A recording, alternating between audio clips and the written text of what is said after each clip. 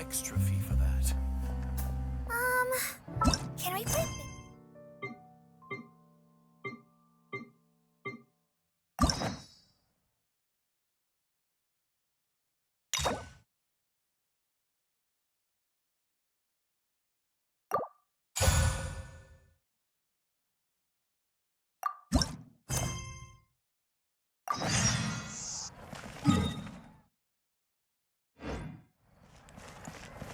Huh?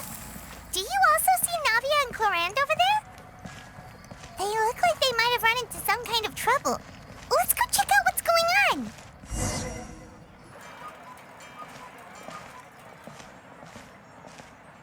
on. Still no dice?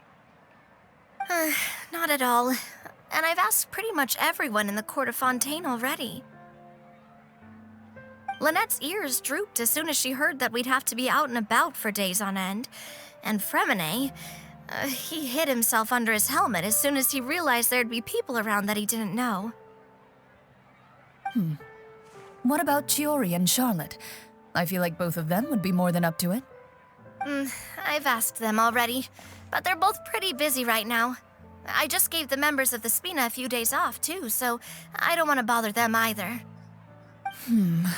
This is getting pretty difficult. Navia, Clorinde, what's up? Oh, my. Well, if it isn't my dear partners. How are you all doing? Huh. Navia? Huh? Oh, you mean... Yep, this is our chance. Do you need our help with something? Oh, precisely. My dear partners, we've got a huge problem right now that only you can solve. Whoa, for real? Absolutely. We've already exhausted all our other options. Traveler, Paimon, would you join us and play Marechaussee Hunter Judgment Day? Marechaussee what now? It's a new game script by the Tabletop Troupe, a local roleplay adventure club. Ever heard of the Tabletop Troupe? They put out games that allow you to participate in a story and roleplay characters with your friends. Oh, I've loved their stuff ever since I was a kid. That sounds super interesting. Clorinde and I are both veteran members of the club. Recently, someone came up with a new script and was looking for people to help playtest it for them. And when they asked, of course I couldn't refuse.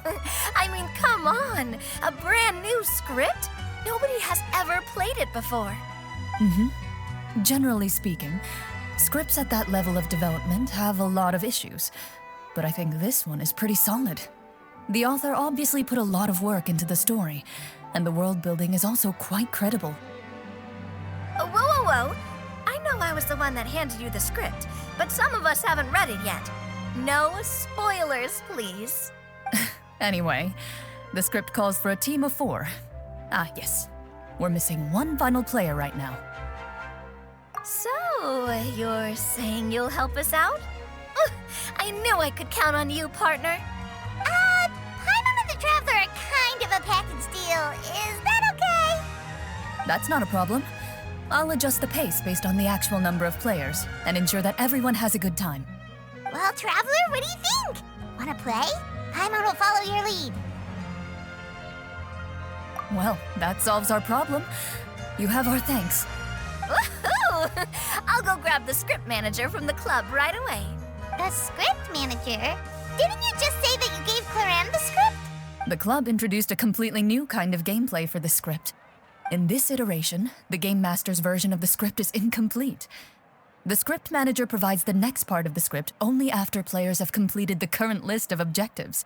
On top of that, in order to increase player immersion, the club has created some of the story's sets and scenes in real life. We'll only know where we should go once the script manager reveals the starting location. Wow, you're right. Whoever wrote this script really did put in a lot of work. And it's got a real healthy amount of suspense, right? I mean, even the GM doesn't know how the story will end. I look forward to experiencing it with you all. Why don't you go meet up with the others first? They should all be waiting at Chioriya Boutique. I'll come over with the script manager as soon as I find them. Sounds good. Remember to always watch where you're going, and don't rush. You say that like I'm 6 years old or something. Let me think. What kind of character should I play this time? I just hope you'll pick up some useful skills this time. Oh, and stop trying to persuade every animal you come across.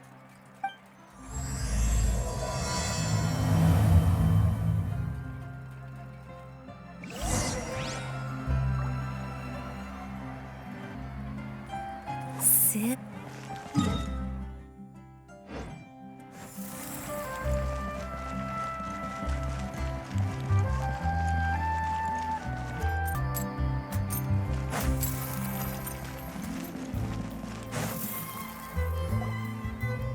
Oh, sorry to keep you waiting. You're back! Huh? And you've got the Traveler and Paimon with you, too! What a pleasant surprise. I assume you'll be joining us for the game then? Linny, Farina! Paimon didn't know you were playing too. Are you also members of the tabletop troupe? I'm more of a casual member, if anything. I haven't taken part in many formal club activities. Lynette Fremine and I play something similar at the Hotel Bouffe Tété sometimes, but I'm usually the GM. Still, I'm sure it'll be fun being a player for the first time. I'm looking forward to it. Well, I'm not a member of the club at all. Clorinde simply woke me up first thing this morning, said there was a good script worth experiencing, and asked if I wanted in. If you're interested, I can give you a referral. That should give you a 40% discount on membership fees. I think I'll wait to see how this experience plays out first, especially when it comes to the quality of the script. If it's sufficiently fun, then I'll join. Do you participate in a lot of tabletop troupe activities, Clorinde? You could say that. She's actually one of the few senior game masters of the troupe. Right. I knew about that even when she was still my subordinate. It's nothing. Really, just a small hobby of mine. Wow. Paimon's so used to seeing you be all upstanding and intimidating as the champion duelist. It's kind of hard to imagine you role-playing with a bunch of friends. Surely you jest. I would never intentionally make things difficult for my players. I maintain a clear boundary between my professional and personal lives. The me you see at court represents the law and order of Fontaine. I put all personal feelings to the side and grant a fair duel to all who seek to defend their honor. But in my personal life, I'm just an ordinary person. Someone who feels anger and sadness, just like everyone else. Well, you say that, but for all the time I've known you, I don't think I've ever seen you cry. I've seen you get angry, sure, but now I'm wondering whether you were actually mad or if it just looked that way from the outside. I was probably in work mode during those times. Is that so? Well, in any case, I just feel like even in your personal life, you don't get emotional very often. So you want to see me cry? That might be a little difficult. A show of anger, though, that might be something I could accomplish. No, that's not what I meant.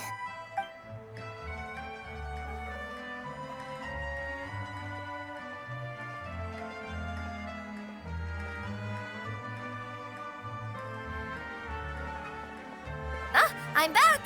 Here, allow me to introduce you to the script manager, Mr. Florian. Pleasure to meet you all. Hello.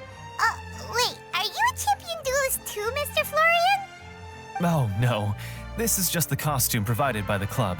I occasionally play a few of the roles in my scripts. That sounds like a lot of work. It's nothing. It's the least we can do to give the players a more immersive experience. Anyway, allow me to give you a brief introduction of the script. This script was adapted from the real history of the Marechaussee Hunters. You all will play the role of hunters from a bygone era and resolve a series of events unfolding in the capital. Paimon's not super familiar with the history of the Marechaussee Hunters. Is that a problem? Oh, no problem at all. I can give you a brief rundown. So, basically, Marashose hunters were people who dedicated themselves to hunting monsters and protecting the city by using a special swordsmanship technique passed down over generations. Their story can be traced back to the ancient Remurian dynasty, as well as the first hunter, Cassiodor. But I'll leave the finer details for you to seek out and discover later. And I'll provide additional commentary as the story progresses. In that case, brave hunters, are you ready to set out on an unknown adventure? Whoa, just one sentence and it's like we're in the story already. Aha, I see many a determined gaze before me. Very well, head over to this location and begin your heroic journey. So, as we follow the story, it leads us to specific scenes? Ooh, sounds pretty innovative. What does the message in the envelope say? It's the exact location of the scene, as well as the formal permission to use the venue. Huh, seems like they have everything prepared. Please check all your belongings, everyone, and make sure you haven't forgotten anything. Once you're ready, please follow me to the designated location. Sounds good. Hunter Squad, move out!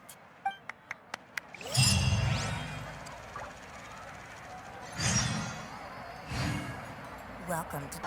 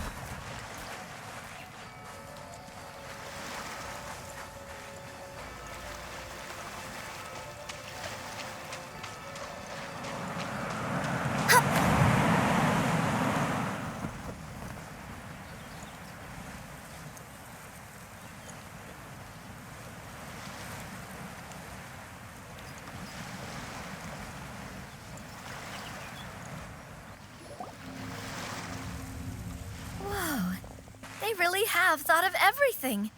Even the Fatometer is here and ready to go for us. The Fatometer?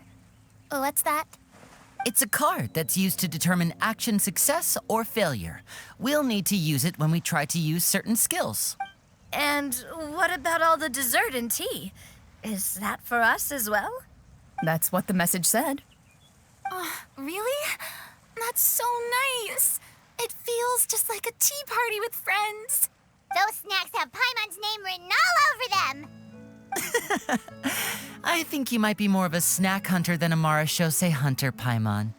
Snack Hunter Paimon reported for duty. If there are delicious snacks to be found, Paimon will track down every last one. The desserts are great. But I'm still looking forward to the story more than anything. Very fair. Then, let us begin. First, please pick up the blank character cards in front of you and write down your name and profession. You can find an abbreviated version of the rules printed on the back of your character card. If you have any questions, feel free to ask me. In this story, everyone is a Marashose hunter. To reflect this, the club has prepared a small badge for everyone. Ooh, nice. As hunters, you have proficiency in swordsmanship and fighting by default, so there's no need to allocate any additional skill points to those areas. Swordsmanship? So there's a fighting part to all of this? Paimon's not sure she can do all that on her own. Maybe Paimon can just stick with you? Why don't you share a character card then? The Traveler will be the Marashose hunter, and you can be her little floating assistant. Kinda like in real life. So, for the name, do I fill it out with the name of my character? Yep, it can be any name you like. You can use your real name too if you want. I do that whenever I get too lazy to think of a new name. Oh, so it would be like experiencing a different life, but still as yourself. That's not a bad idea. In that case, I think I'll continue to use the name Linny then. Next up is the skill sheet. You have a limited amount of skill points that you can use to learn a number of skills. The more points you invest in a particular skill, the easier it will be to pass associated checks. I'll take persuasion and investigation. Those are must-haves when it comes to missions like these. Oh, those skills sound like they'd be useful for gathering intelligence. Good idea, Navia. Just as expected of a veteran player. So, should we also take those skills then? Not necessarily. Since we're working together as a team, we could leave the negotiations to Navia and use our skill points to pick up other useful skills. For example, I think I'll take stealth and sleight of hand. That will give us more options if we run into any situations we can't negotiate our way out of. Oh, interesting. I wasn't thinking about it like that. I suppose it's not so different from an acting troupe. Everyone has their own role to play. Let me see. I'll take art and performance. I'm not quite sure what use they'll be, but I'm not as knowledgeable about the other skills, and I am not too confident I'd be able to roleplay them well. Well, that leaves us. What do you want to learn, Traveler?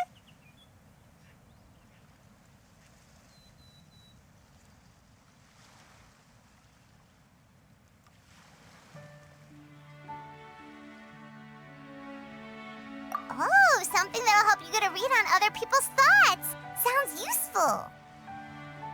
Ooh, so you want to help people when they're injured. That's nice of you. So what do you think? Are you sure you want to learn these 2 skills? Let's see. Oh, looks like you each have enough points to choose one final skill. You've all picked such classic skills. It's fine to go a little bit out of the box, you know. Why do I get the feeling she's getting ready to cause trouble? For example, this one here. Summon. Doesn't it sound super mysterious and cool? Oh, I saw that one just now as well. The description says, this skill can be used under certain circumstances to summon characters or creatures that fit the script's world-building rules. The script's world-building rules, huh? But how are we supposed to know what a Marashose hunter can summon? Oh, that's not for us to worry about, my friend.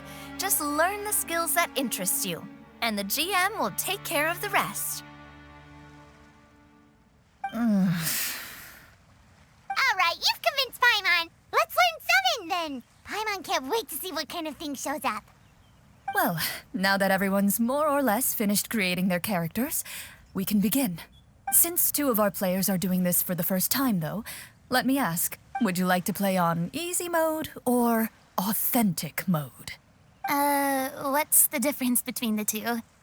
Well, in role-playing games, the story sometimes changes based on the decisions of the players and the results of the Fatometer. For example, if you fail a check, that means you cannot use the target skill in that scenario. A critical failure may even result in further negative consequences. If you choose to play in authentic mode, every time you elect to use a skill, you'll need to use the Fatometer to see whether you succeed or fail, and face any consequences that may follow. If you choose easy mode instead, every check will be successful by default, and you won't have to worry about luck playing a factor.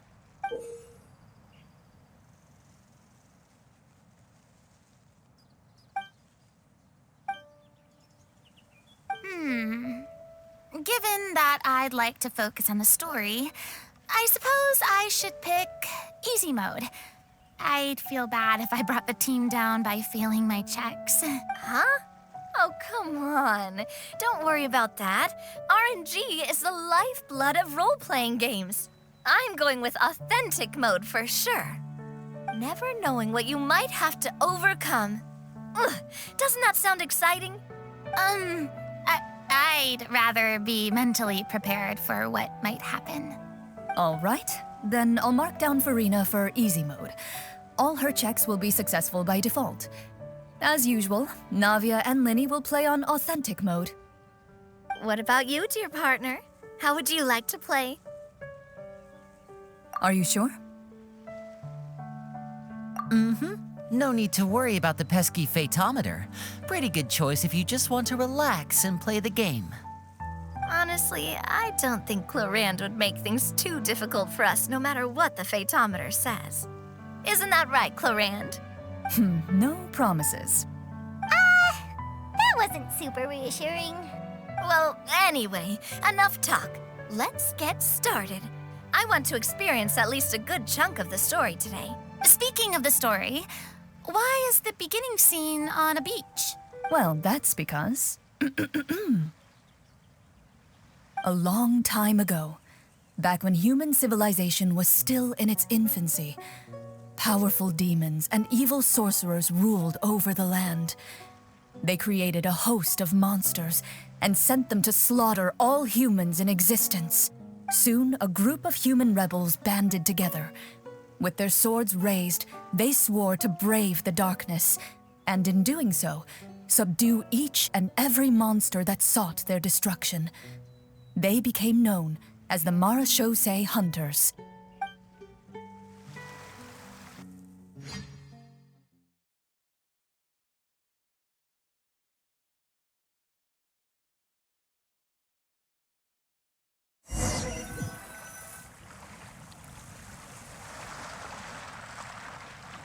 Sometime later, as a member of the Marechaussee Hunters, you receive a commission. Following the address provided on the message, you take a boat and arrive at this strange city. As you inhale, you can taste the slightly salty air of the docks as you begin to survey your surroundings. There aren't many people in the vicinity, but you do take note of a few others who, like you, seem to be sizing up this place. Your eyes meet, and you realize these people are fellow Marechaussee Hunters, likely led to this location after receiving the same commission as you. You're all Marechaussee Hunters too, right?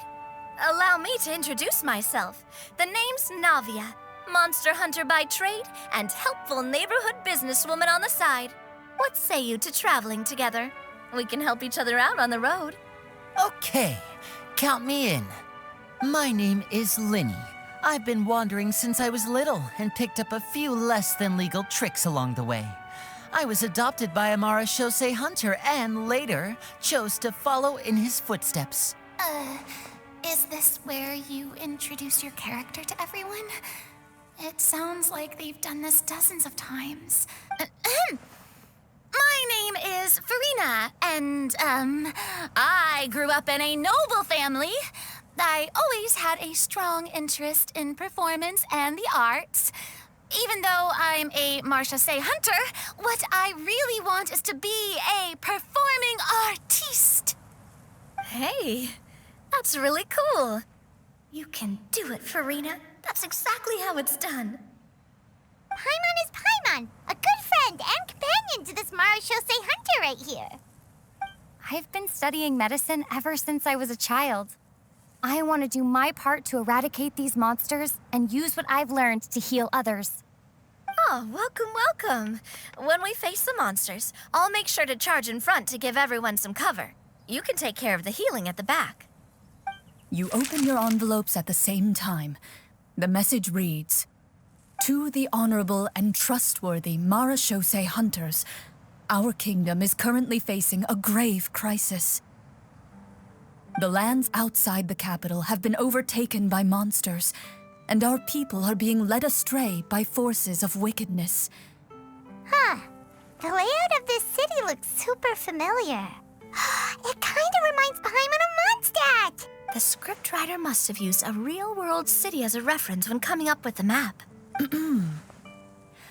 As experienced hunters, the layout of the city reminds you of places once traveled.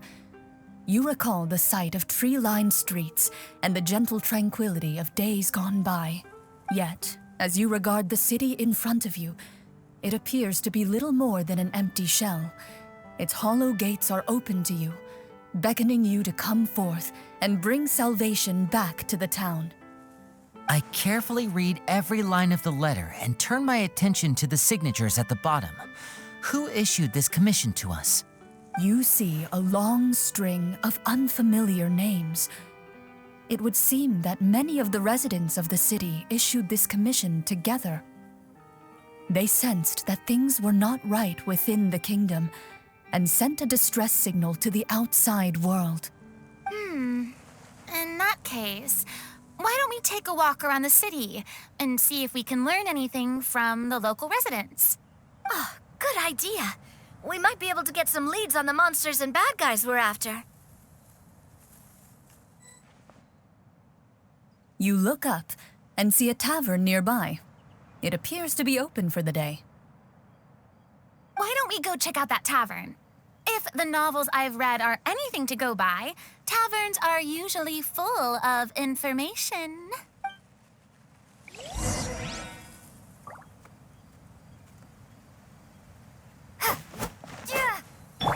Strike a pose!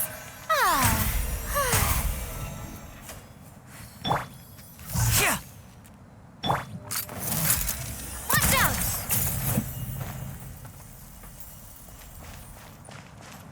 As you approach the tavern, you find a plainly dressed woman standing nearby.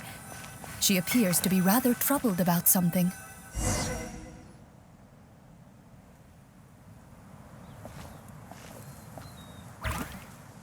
Greetings, friend. Lovely weather we're having today, don't you think? Oh, hello. I suppose you're right. The weather today is quite lovely. If only those monsters out there would stop causing trouble.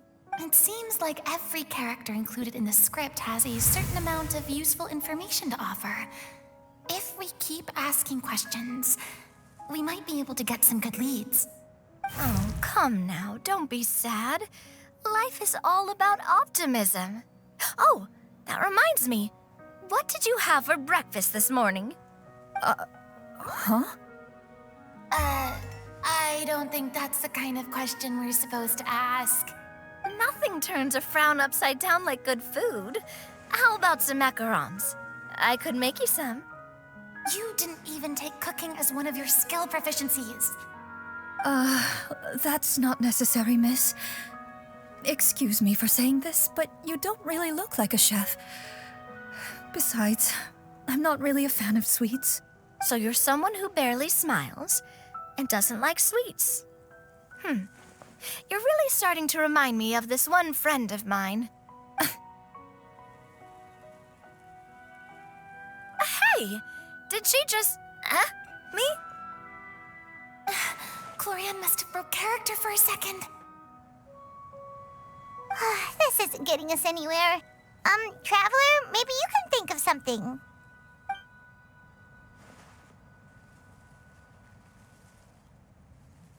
The results of insight checks aren't disclosed to the players, so I'll be the one consulting the phaetometer.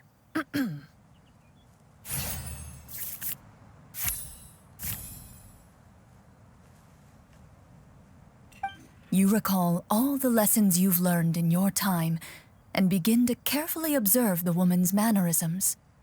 You notice that when she's quiet, she has an empty look in her eyes, as if her thoughts have drifted to a place far, far away. And when she speaks, she often subconsciously reaches out to touch the ring on her left hand. So you noticed. That's a little embarrassing. A horde of monsters suddenly appeared near the capital recently, so all the guards were dispatched to fight them. Do you remember when those monsters appeared? I'm not completely sure. All I know is that my husband was dispatched to fight them 3 days ago. Do you know where he was sent? It all happened so fast. When we said our goodbyes, he couldn't even tell me where they were sending him. You have our thanks, friend. We'll find and defeat those monsters as soon as possible. We sincerely hope your husband will be able to return to your side soon. Oh, thank you. Don't worry. We'll find him. Just try to remain optimistic and wait for good news. We don't always get to choose what happens to us. But we do get to choose the little things like what we eat and how we respond to the things life throws our way. I'll do my best. You bid farewell to the woman and continue your journey further into the city.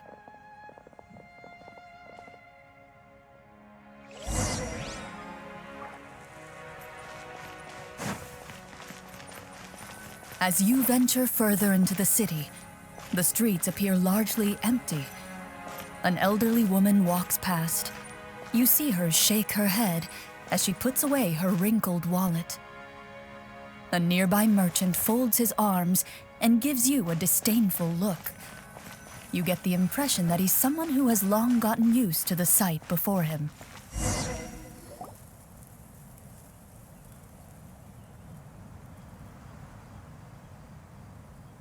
Although he doesn't seem very friendly, merchants are usually a good source of information, right? Pardon me, sir. I'd like to ask a question if I may. That depends. How much are you willing to pay? How about this much? What do you take me for? Some lowly beggar? You can't even buy half an onion with that amount. Surely an onion can't be that expensive, right? What do you know? War's nearly upon us. Everything costs several times what it did before. If you're not gonna buy anything, then scram. Whoa, what a nasty guy. Maybe we shouldn't even bother talking to him. But he still might have information we need. Traveler, can you think of something? Sir, we came to this city to solve the very problem you seem to be referring to. The war you mentioned, would it happen to be against the monsters outside the city? If you happen to be well informed and know a thing or two about what's going on, we'd appreciate it if you could share that information with us. After all, the sooner this problem gets resolved, the easier it will be for you to do your business.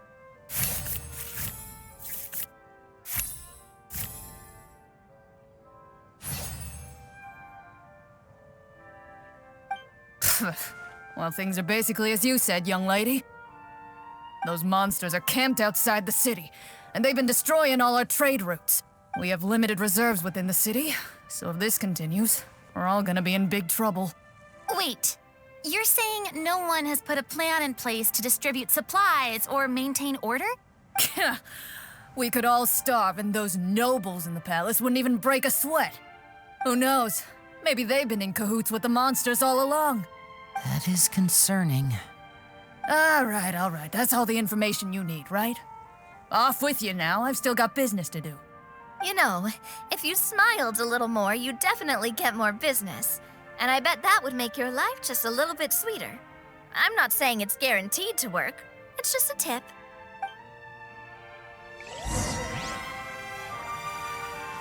Should we try to go somewhere with more people?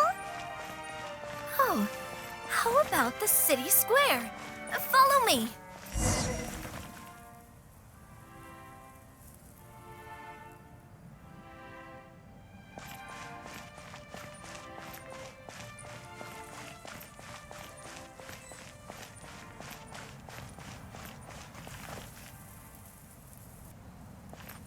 Before you lies the city's central square.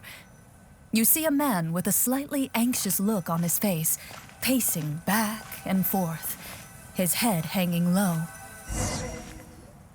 He doesn't seem to notice your approach. Still immersed in his own thoughts, he shakes his head and lets out a long sigh. This guy seems promising enough. Maybe I can get some information out of him. Hello, sir. Is there anything I can do to help you? Wait, you're... I'm... Oh, dear goodness! You're a Marechaussee hunter! You recognize us? Ah, are you one of the people who wrote the commission letter? Yes! Oh, I didn't expect you to actually come. Oh, what great news! The city is saved! What happened here? Alas, we once lived comfortable, carefree lives. This city used to be free of monsters. The first Marechaussee hunter, Casiodor, the Golden Hunter, he was the one who drove them back. However, monsters have once again surrounded the city. Perhaps the seal that kept them at bay has lost its power. Or perhaps an evil sorcerer has been meddling in our affairs. All I know for sure is that their return has stripped the city of any chance at peace. Are there not enough soldiers to drive them out? It's not a question of numbers. The guards simply have no idea how to deal with them. Most people my age have never even seen one of the monsters, much less been trained to fight against them. What's worse, many of us don't even know the history of the Marashose hunters anymore. When I was a child, though, my grandfather would tell me stories about how the Marashose hunters drove back the monsters. So, on the off chance that something might come of it, I decided to reach out to you. To be perfectly honest, I was starting to think all those stories were just tall tales. But now that I've seen you in person, I finally know that it was true. Well, you can rest easy, friend. The righteous and formidable Marashose hunters are on the case. The man is touched by your determination and resolve. His eyes begin to well with tears of relief. Still, if we are going to hunt the monsters, we need to know where to find them. Can you give us any leads? All I know is that the area outside the city is dangerous. I'm afraid I can't point you toward a specific location. Oh, although, if you leave the capital through the main gate and follow the road, you should run into a group of guards. They might know more about where to find the monsters. I see. We'll go look for them then. All right, be careful. Oh, and one last thing. The monsters outside the city are just part of the problem. There are evil sorcerers inside the city as well, so be on your guard. They're actively working with the monsters, and have corrupted the court ministers with malicious magic. They're the reason why, even inside the city, everything has been a giant mess. Even one of our kindest ministers has turned into a boorish and unreasonable figure, interested in nothing but enacting laws that exploit the people. Who knows how much longer we'll be able to go on like this. Talk about being stuck between a rock and a hard place. I feel bad for him. Maybe we should try to cheer him up? Hey, not everything can be solved with food. I appreciate your kindness, but for now, it's more important to focus on the crisis at hand. Brave hunters, I leave the future of this kingdom to you.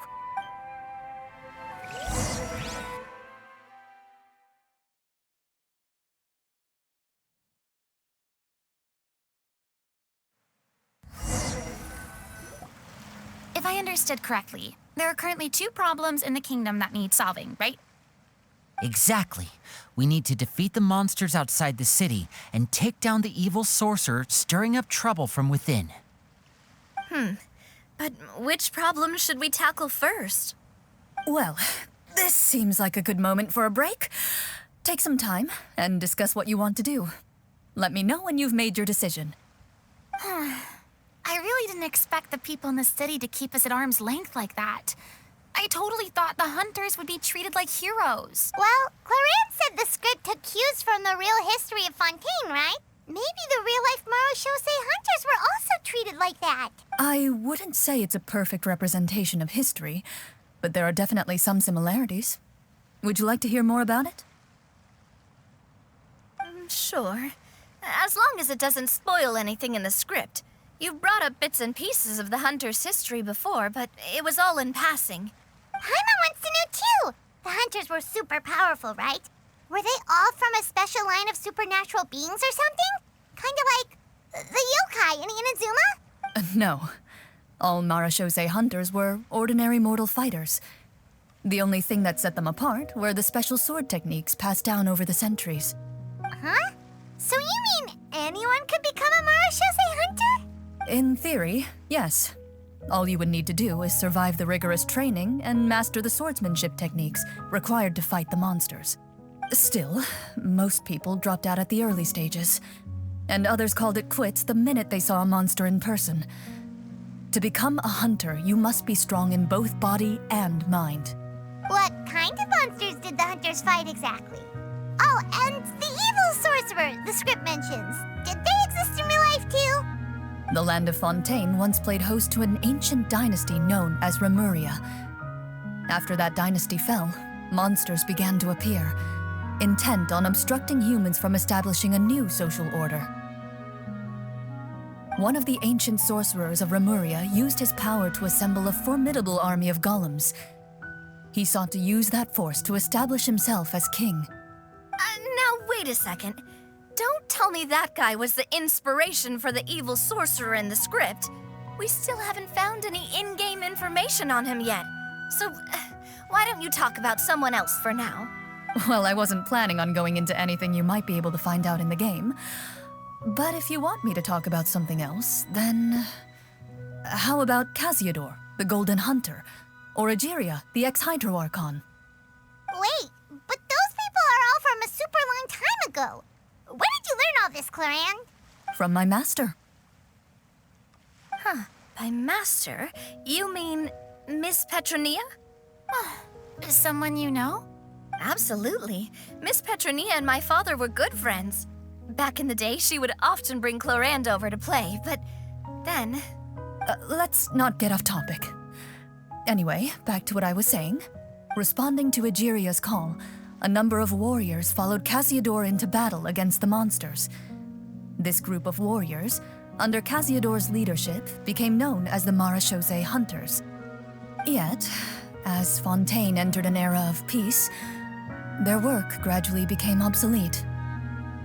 The Marechaussee Phantom, originally an association made up of hunters, eventually came to be predominantly comprised of Melusines. Ah, I see. That explains why most of the people in the script have forgotten the hunters or think of them as nothing more than a legend. Is that really a bad thing, though? It can get tough always being the one shouldering everyone's expectations. Depends on who you ask, I suppose. If the name of the organization no longer commands respect, investigative work is bound to suffer. Speaking of investigations, which problem should we tackle first? Monsters or evil sorcerer? I vote monsters. That's the main duty of the hunters, right? We can come back to the sorcerer later. Well said, Miss Farina. Plus, if the sorcerers really are the masterminds behind this whole thing, defeating the monsters could give us some clues on their intentions as well. What about you, partner? What do you think? I mean, you're not wrong. But those characters are usually the ones pulling the strings behind the scenes. More often than not, they're very formidable opponents. Going after them now might be jumping the gun a little bit. We don't want a total party kill on the first day, right? With Clorinde as the GM, I wouldn't rule out the possibility. Then it's settled. Let's go hunt some monsters. All right. After some discussion, you decide to turn around and head out of the city.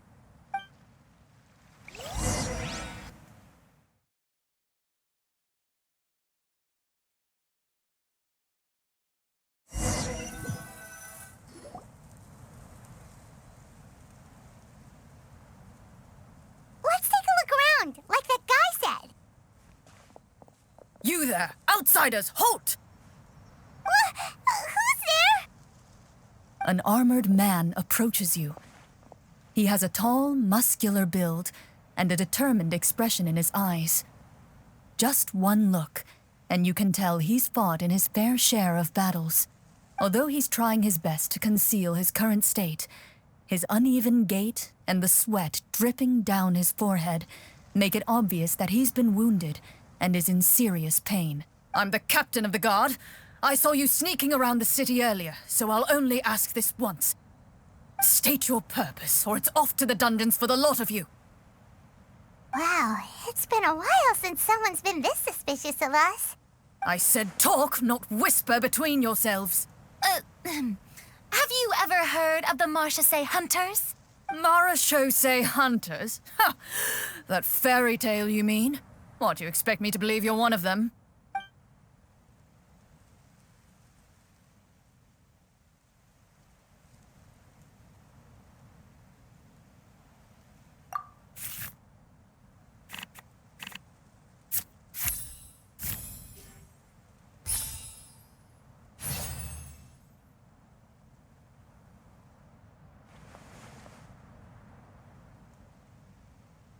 Using your knowledge of medicine, You're able to deduce that the injury on his calf was a monster's doing, and the wound has already begun to fester.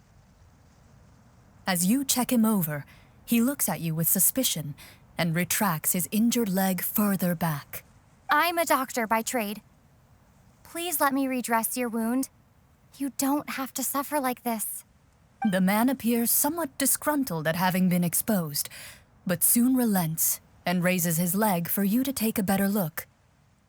He allows you to apply a poultice of specialized medicine to the wound, and it appears to bring him much relief. The tension in his brow eases. All right. Guess you lot might actually be real Marechaussee hunters after all. In any case, you've successfully treated my wound. So, what do you want to know? Do you know where we can find the monsters, or the other guards who are fighting them? He informs you of the various locations where monsters have appeared. He looks in that general direction with a pained gaze, as if a thin, invisible thread is pulling on his wound. Some of our new recruits have never even dealt with a petty thief, and now they're out there fighting monsters. If it weren't for this cursed leg. Oh, please, sir. Don't get too worked up.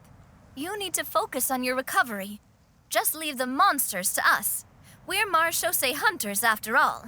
Hearing you say that, a glimmer of hope flashes in his eyes. But it disappears almost as quickly as it came. Those monsters aren't easy to deal with. But if you insist on going, I won't stop you either. I just hope all the guards will be able to come back to their families alive. I wish you the best of luck.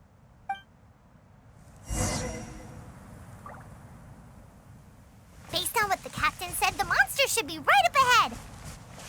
Let's go. Hopefully we're not too late.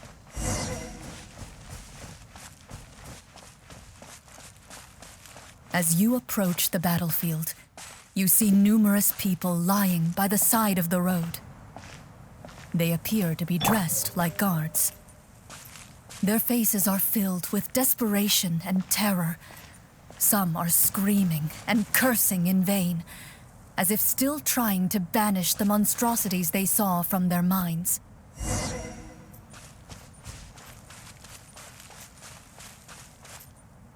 A few of the wounded look up at you in shock and disbelief. Quick, leave this place. Turn around and don't look back, they yell.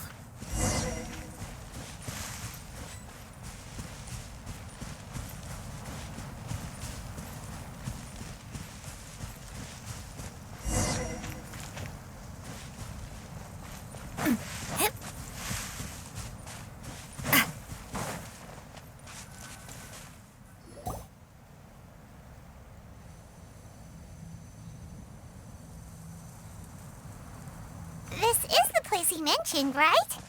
You see broken iron swords scattered all around you, and downed trees riddled with terrifying claw marks. All the signs point to one thing.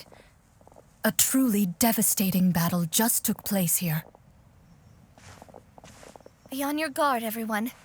The monsters might still be around. Before you can finish your sentence, you hear rustling sounds from the surrounding bushes. The monsters have emerged. They close in on you without fear. You get the impression that, in their bloodthirsty eyes, you're just another meal for them to devour.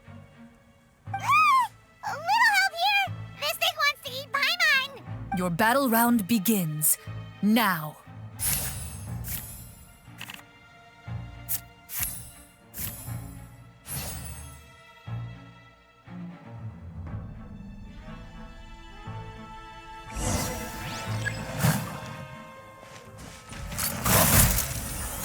Hey there!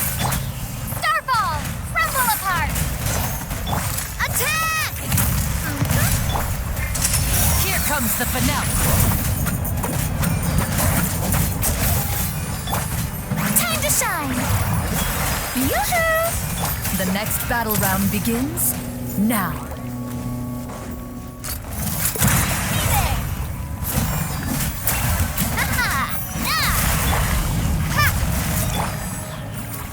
And voila! The monsters let out a terrifying roar of anger and resentment. before dissipating into thin air. Oh, thank goodness it's over.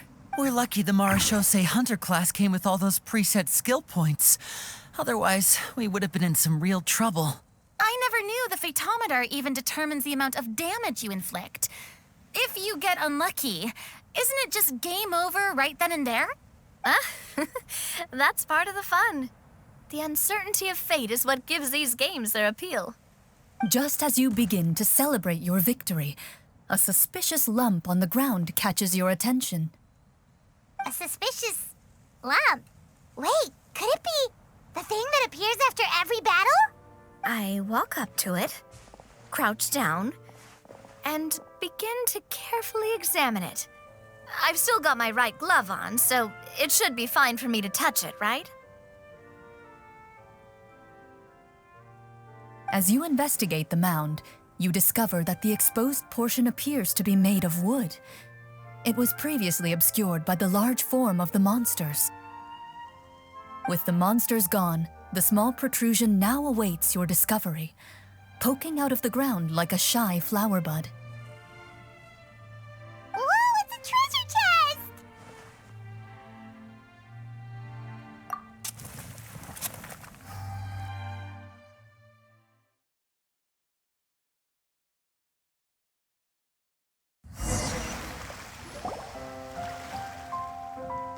With everyone's help, you successfully excavate the wooden chest from the ground.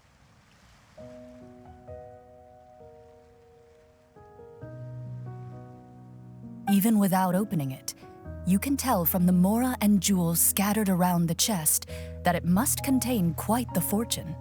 Makes sense. We worked hard for this. Let's open it and we can share what's inside. I can understand your excitement, Paimon, but think about it. Doesn't it seem like there are people out there who need this treasure more than us? Yeah. Think about all the people suffering in the capital, or all those guards who got hurt fighting the monsters. Wouldn't it be better if we gave the treasure to them? Wait, is that how it works? Paimon thought since we were the ones to dig it up, we could just take it for ourselves. Well, let's put it this way. Any decision you make during a role-playing game can impact the future course of the story. But would the people really believe us? It's hard enough for us to prove we're Marashose hunters. What if they think we procured the treasure illegally? They might get even more suspicious of us. That's definitely something we should consider. Maybe we can come up with an explanation in advance. Well, if donating it could cause that much trouble, why don't we use it to buy some gear and fill up on good food? Then we'll be ready to fight even more bad guys. Looks like you're facing a difficult choice once again. Well, it's getting late. Why don't we call it a day for now? Wow, where did the time go? I'm not sure if it's because I'm having so much fun with you all or because the story is particularly enticing, but I feel like I could almost keep going. Here, here. Ooh, how about we play through the night? I'm not sure I'll have enough energy for that. Yeah, that won't work for me either. Lynette will give me an earful if I get home too late. I understand how you feel, Navia, but we have to change venues for the next part of the story anyway. Huh? Another location? There's a special note for the GM at the end of this section that says to proceed to an indoor set for the next part of the script. Whoa, they really pulled out all the stops for this new script. Well, even if we end the game for the day, we can still stay a little longer and hear Clorinde finish her story, right? Paimon wants to hear more about the history of the hunters. Something tells me you just want to finish the free desserts before we break for the day. That's just a coincidence, okay? Besides, to Paimon, not finishing free food feels even worse than having to buy her own. And anyway, Paimon really does want to hear more about Clorinde's master. Well, It's nothing. I appreciate the concern, but it's all in the past. It won't do any harm to share these things now.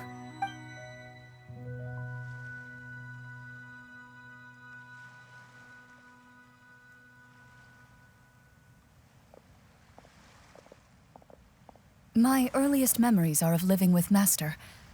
According to her, she saved me from certain people of ill repute. My birth parents had left me behind some time before that. What a heavy beginning for a life story. Master was a fascinating individual, if inexperienced in the ways of raising children. My first ever toy was a short sword. Although I suppose it wasn't so much a toy as something Master removed from her waist and handed to a noisy child in need of distraction. Oh, wait, so she handed an actual sword to a child? Isn't that dangerous? Did you hurt yourself? Of course I did. I cut my palm and bled quite a lot. But Master was not concerned. She just stood there and casually lectured me about it. See, that's what you get for not holding the sword properly, she told me. She then crouched down next to me and said, "Give me your hand. I'll teach you to bandage this wound. After that, it's time to learn how to truly hold a blade." Excuse me for asking this, Clorinde, but how old were you exactly when all this happened? Probably around, 3, give or take. 3? Isn't that when most kids are still struggling to hold a fork? As I said, Master was rather inexperienced in the ways of raising children. She believed trial and error was the best way to teach a child what they're capable of. I'm not so sure this is a question of experience. I didn't see anything wrong with her ways at the time. And anyway, children don't get to choose how they're raised. Oh, she did bring me back a pet from Liyue once. It was a Geovishap hatchling. A Geovishap hatchling? For a pet? That seems even more dangerous. What she said was this: make sure to get along, you two. If you really can't agree on something, just settle it with a fight. Whoever loses is the real pet. And how old were you when this happened? 5. Well, did you win? No, I lost. So you're saying you actually became the Geovishap's pet? Yes, but only for a week. By the end of that week, I defeated it in combat, and we've shared a cordial relationship ever since. That really doesn't sound like the kind of childhood someone should have. Later on, I gradually understood that Master most likely didn't know any other way to raise a child. She was a marechaussee hunter, but I never heard her bring up her own parents. Thanks to her, I learned how to navigate the forest by the age of 6, and could hunt monsters in the wild by myself the year after that. Even though the training she subjected me to was strict, she always made sure to take me traveling when she had the time. We met many of her friends during those days. That was also how I met Mr. Callis and his family. I still remember the first time we met. You were too scared to join our picnic and hid behind Ms. Petronia the whole time. I still hadn't really met many children my age at that time, so I didn't know how to interact with others. After that, though, you started coming over a lot. You loved challenging people to shooting competitions, remember? I don't think many members of the Spina ever beat you in one of those. I had a lot of fun during those days.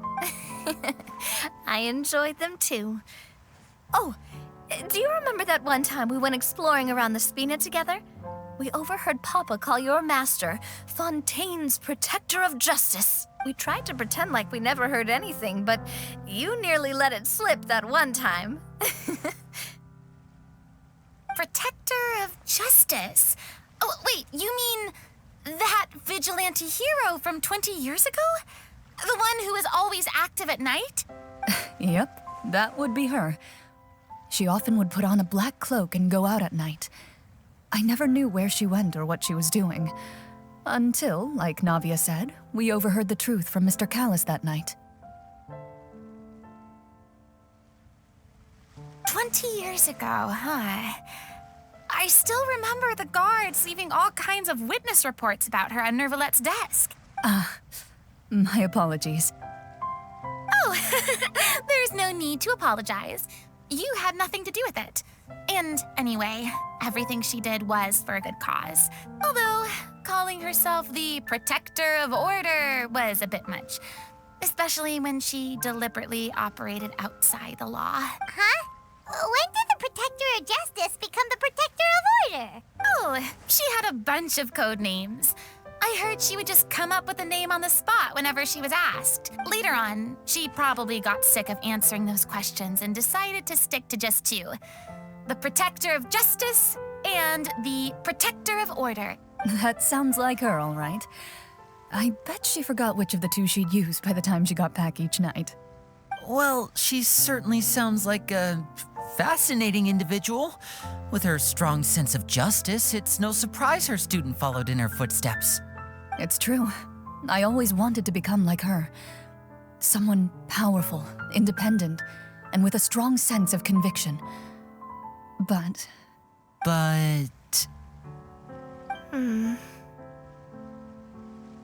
She suddenly disappeared the night I turned 10 years old. Disappeared? What happened? I have no idea. She didn't even leave a note. I was never able to find out where she went. That night, I was celebrating my birthday at Navia's house.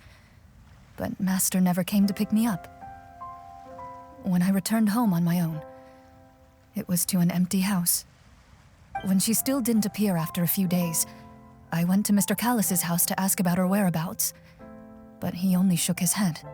Papa probably didn't know either. I know he sent a few people to investigate the matter in secret, but they never found any credible leads. Don't worry, I understand. To be perfectly honest, given Master's personality and way of doing things, it all made a lot of sense. If I had to guess, I'd say she probably used it as an opportunity to force me to become independent. Just like how, when a litter of kittens reaches a certain age, the mother willingly leaves them behind. Were you upset, Clorinde? I was at first, but not anymore. I don't believe Master would suddenly disappear for no reason. There must have been something she just had to do. Well, despite everything, you still managed to follow in her footsteps and become the greatest champion duelist in all of Fontaine. You're practically a living symbol of law and justice. I suspect my position would be far too by the books for her. Master always did whatever she pleased. But you're right. I suppose I do take after her in some ways. Who knew Clorinde had such an interesting past? I never had the chance to ask her about it before. And I wonder, if Clorinde's master were the champion duelist back then, would that duel against Mr. Callus have gone differently?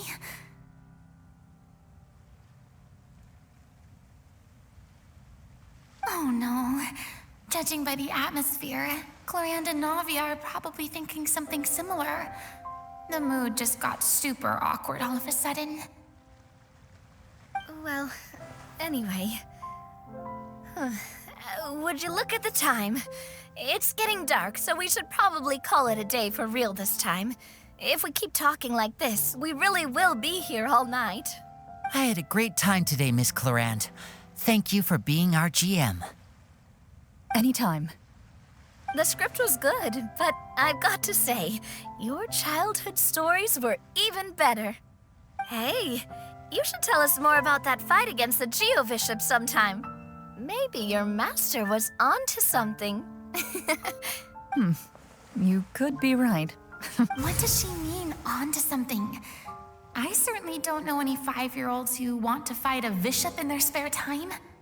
Guess I'll head back as well. I need to save my energy if I want to continue enjoying the story tomorrow. You're that excited to hear about my fight with the bishop? I was talking about the script.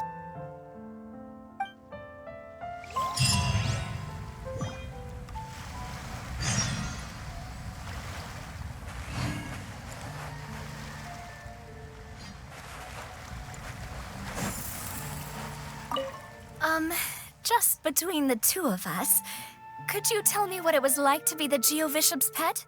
It was nothing special, really. Geovishops don't understand the concept of a pet. So basically, it just headbutted me whenever I entered its territory. And that Hurt? Yeah, it hurt. What, something you want to experience for yourself? Oh, I'm good. Thanks.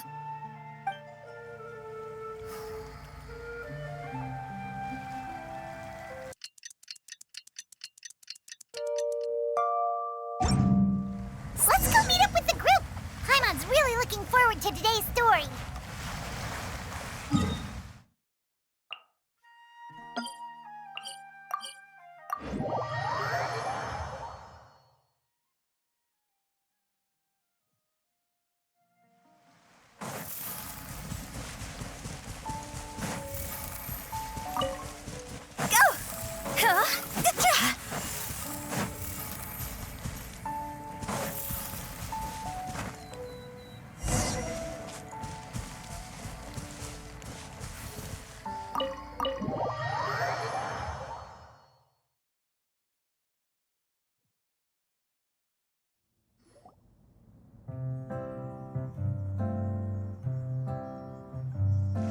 Looks like everyone's here.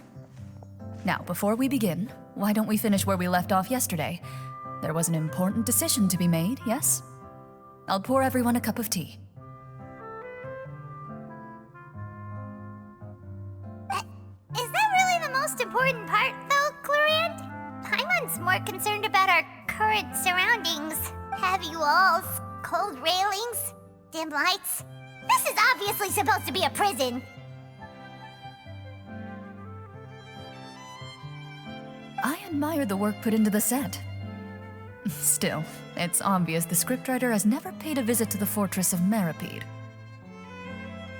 So the set is going to be a part of the script? Unfortunately, that is something I can neither confirm nor deny. Anyone think Clorinde's smile is starting to look kinda scary? Well, whatever happens, we'll just have to push on. But first, we should really figure out what to do with this treasure.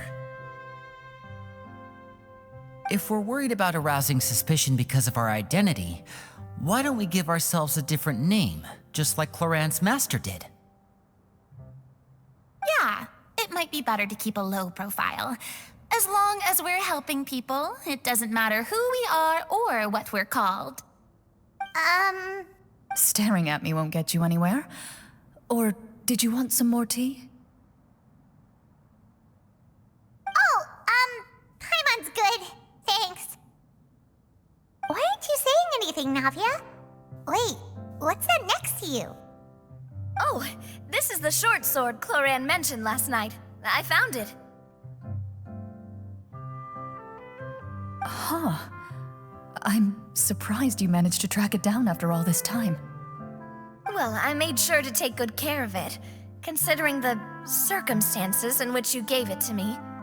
Of course I had to keep it safe. Anyway, where were we? Oh, right. I was just thinking about all the potential ways for us to break out of prison. We could dig a tunnel, or try to bribe the guards. Wait, we haven't been thrown into prison yet, have we? Well, it's only a matter of time. It pays to be prepared. Just like how you should always have an umbrella on hand, even when it's sunny. All right, Paimon's made up her mind. Let's just give the treasure away. Paimon may have wanted to keep it, but if it's going to land us in prison somehow, Paimon will be too upset to enjoy her snacks. So, you reached an agreement? All right then, we can continue with the story. Oh, and we'll collect all the scattered pieces of treasure on the ground as well. All right. You collect the treasure and make your way back to the capital with your bag of loot in hand.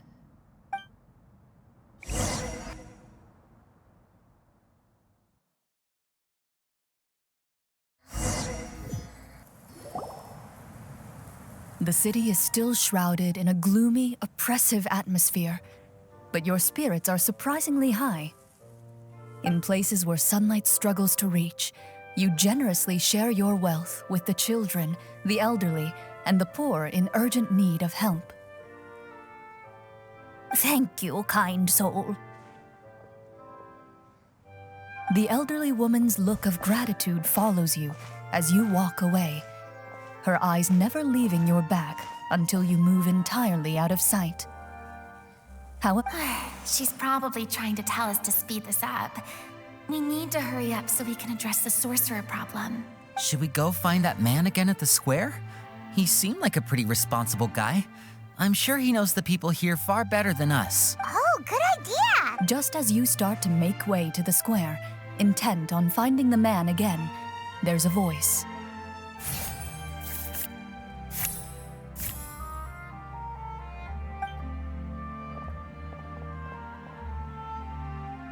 Please wait, distinguished guests. Several strange guards suddenly call out to you. They run forward to meet you and proceed to politely pay their respects. Greetings, gentlemen. Are we being invited for afternoon tea? Surely you jest, my lady. That would not be our place. It is His Excellency the King who requests to meet with you. Please come with us.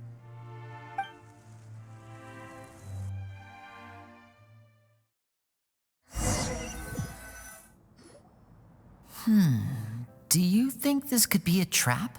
Well, we have to investigate the court at some point, right? Meeting the king himself would be a fantastic opportunity to do that. I say we go for it. If something happens, we'll just turn the whole place upside down. That sounds a little intense. After a quick discussion, you nod to the guards and agree to follow. They lead you all the way to the audience hall of the palace. Gilded tables line both sides of the hall. The space itself is adorned with all manner of expensive antiques, glass shelves, and silver candlesticks. The items appear quite ordinary in size and dimension, yet their presence somehow makes the emptiness of the hall feel even more surreal and ominous. Wow, it's so luxurious! The elderly king, clad in a magnificent robe, sits upon the deep crimson throne before you. He wears above his head a majestic crown, with a gemstone the size of a bird's egg set right at the very front. As you observe it, you see a complex pattern of light reflect off its surface. They're here, Your Majesty. A man dressed in dark clothes, likely a minister, shields his mouth with his hands and bends down to whisper a few words to the king. After a moment, he lowers his hands and stands back up. His gaze shifts to fixate on your group, but he does not move from his place at the king's side. The king does not appear entirely aware of his surroundings. The man by his side, though, we should keep a close eye on him. The king remains still and says nothing. The minister is the one who speaks. Esteemed guests, allow me to thank you for coming to our faraway kingdom. Unfortunately, His Majesty the King finds himself quite exhausted from work. So please allow me, his Prime Minister, to welcome you in his stead. I've heard tell that your group, the Marechaussee Hunters, used your exceptional ability with the sword to repel the monsters near the capital. Such a great deed deserves to be rewarded. However, seeing that I was not fortunate enough to observe such a feat with my own eyes, you'll forgive me for seeking to verify the truth by speaking to you myself. Well, we've got nothing to hide. You brought us here to talk, right? So we'll just explain what happened.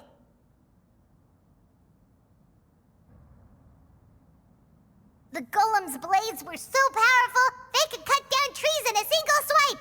It took a lot of effort to defeat them, even for trained swordsmen like us. Well, that was enough details, right? Believe us now? Your account does indeed match those of the survivors. Since you were the ones who defeated the monsters, that must mean you are also in possession of the treasure they stole? Well, we did take the treasure, but... How did he know about the treasure? Then I must ask that you return it at once. It belongs to the kingdom. Wait, but didn't you just say that our great deed deserved a reward? Shouldn't the treasure be considered a part of that? Yes, that was indeed what I said. But you seem to have forgotten a very important distinction. Only that which is freely given by the king can be considered a reward.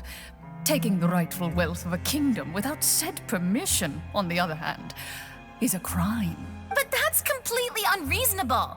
Yeah, that makes no sense! If it weren't for us, the treasure would still be buried underground somewhere! Maybe so, yet the fact remains. You tried to dispose of the treasure without reporting it to the court and without receiving permission, yes? What, no answer? Surely you're not insinuating that you, a group of legendary marechaussee hunters, sought to take the treasure for yourselves? Well, what about the king? Is he just gonna let this guy talk for him the whole time? Clad in his magnificent robe, the king remains seated, with his hands resting on either side of the throne. His posture is rigid and unmoving. He stares forward with an empty look in his eyes, completely unmoved by the events before him. From the look of things, could the Prime Minister be the evil sorcerer? Or could both the king and the Prime Minister have fallen under the evil sorcerer's control? I would like to observe the number of guards stationed in the hall. The guards in the palace appear fully armed, their expressions solemn. Sensing the tense atmosphere in the room, they stand at the ready, each with a hand placed upon the hilt of their sword, as if prepared to draw their weapons and surround you at a moment's notice. Well, there goes my plan to turn the whole place upside down, I guess. It appears we've been visited by nothing more than a group of ill-intentioned imposters. What a pity. Guards, take them away and throw them in the dungeons. Before I decide your fate, however, I must first determine whether you have any accomplices outside the court. Can't we try to slip away? Or maybe start some kind of riot? But if we try to fight the guards right now... Don't worry. At least we figured out who's behind all this. Let's just play it by ear. If you're scared, Paimon, just hold my hand. Thanks, you guys. You allow yourself to be led away by guards surrounding you on both sides. It's only when you begin to feel drops of water falling from the dungeon ceiling and smell the stench of death and decay all around you that you finally realize you've stepped into a completely different world. Stay here and don't try anything funny. The guards lock the cell door and leave without looking back. Wait, sir! Your voice echoes through the dark hall, but the only response you receive is the sound of water dripping from the ceiling. No! What should we do now? Carve out a new path of fate with our own two hands, of course. I draw my weapon. You reach toward your waist, but find nothing there. You now recall that your weapons were confiscated before the guards locked you in the cell. The bag of treasure along with them. What about that knife I hid in my boot? When did you hide it in there? When I was thinking about digging a tunnel. Rejected. You failed to inform the GM of this course of action. Moreover, the guards would have conducted a thorough search before throwing you in prison. And the keys to the cell aren't anywhere to be seen? Correct. You don't even feel a lock hole on the cell door. Oh, well, there goes all our plans. Indeed. Huh? Why are you the one saying indeed? Because that statement holds true for me as well. This is where the script ends. What? But that's a terrible ending! Generally speaking, this should be the point where the scriptwriter gives the players some kind of hint, or gives the GM some kind of code for how to move forward. I mean, maybe they just really wanted us to be immersed in the feeling of being in prison? Like, they'll only show us the way out once we've grown truly and utterly desperate? That is a possibility. If only there were desserts and tea in real prison. Oh, wait, guess it's kind of how the Fortress of Meripede works if you're lucky. Oh, before I forget, Navia, the short sword you had with you earlier, I took a closer look, and the craftsmanship doesn't appear to resemble anything from this era. If I remember correctly, that style was last in vogue several hundred years ago. Wait, Clorinde said that sword used to belong to her master, right? Does that mean her master has been alive that long? I doubt it. The way she went about things often made her seem childish more than anything. I'd say the sword was most likely an heirloom passed down over time. Hang on. A precious heirloom passed down to you by your master. And you gave it to me just like that? You weren't worried I might lose it? Master left many things to me when she disappeared. There was the sword, an old key, and a good amount of junk she probably just didn't want to take with her. I gave you the sword back then because I didn't want our friendship to end. Wait, when did this happen exactly? After the duel between Mr. Callis and myself. Before that, Clorinde would have meals with us and even stay over at the Spina some days. She was on great terms with Papa as well. After the duel, though, there was a period of time where we simply didn't know how to face each other. She entrusted this sword to me and never came back. We were both sad and conflicted, and totally overthinking everything as a result. Whenever I looked at this sword, I couldn't help but wonder if Miss Petronia had never introduced us to each other at that picnic. Maybe part of the sadness I was feeling could have been avoided. Back then, it felt like I hadn't just lost a father, but a close friend as well. No one can change the past. The most important thing is that you two found your way back to each other and can enjoy things like this together. Yep, you're right. I'm sorry, you two. I didn't mean to bring up any sad memories. Think nothing of it. No one here is at fault.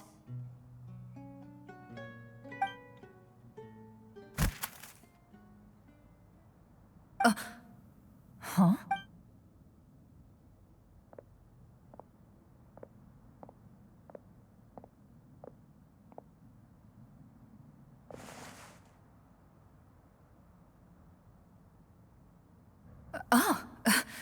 Looks like the next part of our script is here. Perfect timing. The situation was really starting to get desperate. And not just because of the prison thing. From Clorinde's face, I really can't tell if it's good news or bad news.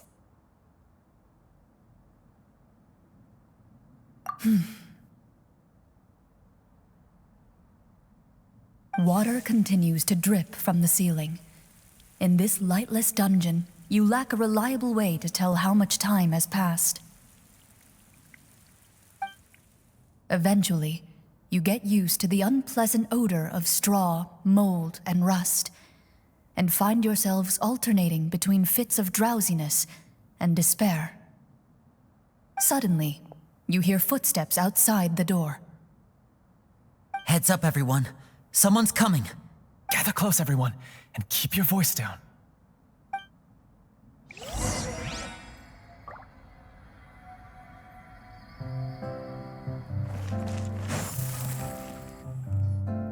Who are you? I work as a guard in these dungeons, but my true identity is the same as your own. I'm also a marechaussee hunter. Huh? Shh! I've already sent away the other guards, but if we make too much noise... I understand, but how can we be sure we can trust you? The king has issued a formal decree. In light of the irrefutable proof of your crime, you're to be executed before tomorrow's sunrise. If you want to escape, it has to be now. Executed? We barely did anything! Monsters appearing at the same location as the treasure. Could this entire thing have been a trap? There will be time for speculation once we're out of here. As for my identity, I have no way to prove that to you just yet. Infiltrating the capital was difficult, and finding a chance to speak with you has taken a lot out of me. I could go on, but I think we can all agree that now is not the time for details. Have you seen our weapons anywhere, sir? Don't worry, I brought them with me. They're just behind the door. Still, these weapons alone won't be enough to defeat the true enemy behind the scenes. His faction is too powerful. The guards are all under his control, and he's even stationed a number of golems in various rooms throughout the palace. To defeat him, you must find a secret vault. It is said that within that vault, the Marachose hunters of the past left behind a treasure with the power to defeat the sorcerer. You're not coming with us? No, I'll remain in the dungeons to deal with the guards. I'll try my best to distract them so they don't go after you. As long as my identity is not revealed, I'll be able to aid you when the final battle comes. In that case, please stay safe. Thank you for your concern. I will do my utmost. As for the location of the vault, here, this map should lead you there.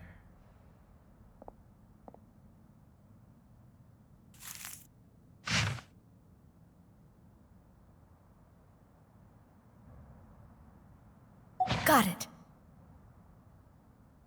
All right, once I open the door, remember to stick close and refrain from making any noise. I'll lead you out of here as quickly as possible. You now have the chance to restore the honor and legacy of the Marachose hunters. So please, get out there and reclaim what's ours. And be sure to exercise caution. With the help of the guard, you successfully escape the dungeons. Your sense of despair and anxiety both seem to fade as you continue your quest.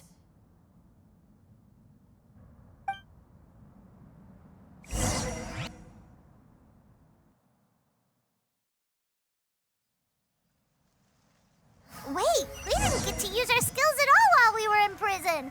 Who knows when we're gonna get the chance to use that cool summon spell? That is a pity, but we can only continue to move forward.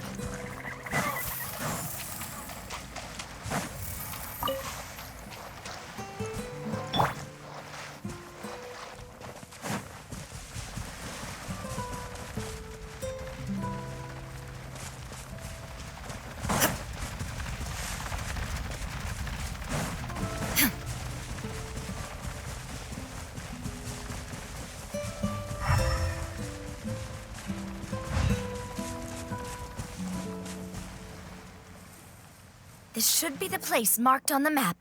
This bit of rock certainly looks suspicious. Well, I'd say an investigation's in order then.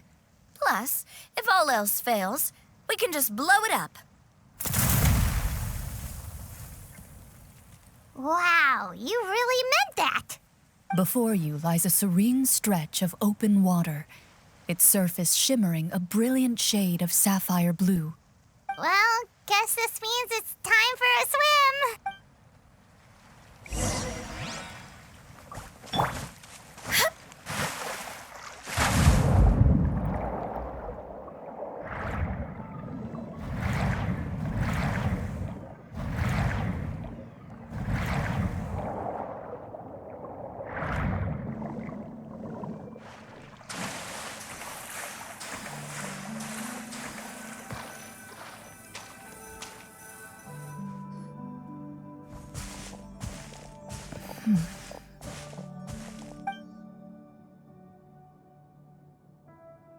Oh, what's the matter? It's nothing. As you step into the cave, you find yourself in an eerily quiet space. Before you lies a narrow passageway that appears to trail off endlessly into the distance.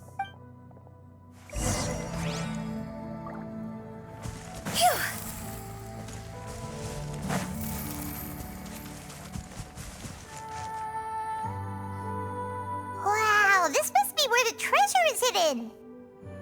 But this door is blocking our way in. It almost looks like it's been here for quite some time. I've got to hand it to the tabletop troupe. They really went all out with the props. Huh. What have we got down here? A kind of mechanism connected to the door? Ah, it looks like we might have to arrange it into a certain pattern. A pattern on a stone door. That's something Master mentioned before. Is something wrong, Clorinde? After a long, difficult journey, you finally arrive at the location indicated by your map. It appears to be an ancient site of some sort, where treasure likely awaits. Your surroundings are exceedingly quiet and serene, as if the secret that slumbers here has never once been disturbed. If you listen closely, you can almost convince yourself you can hear the sound of its calm, gentle breathing. That description makes Paimon feel kinda bad for disturbing this place. We're doing this for the sake of the people, to free them from the evil sorcerer. I say it's time for this treasure to once again see the light of day. Linny's right. We need to keep going. The future of the kingdom depends on it. The next part of the story requires us to solve the puzzle, right? Let's start exploring the area. Yes, that should be fine. Something feels off about all this. Guess I'll just have to improvise.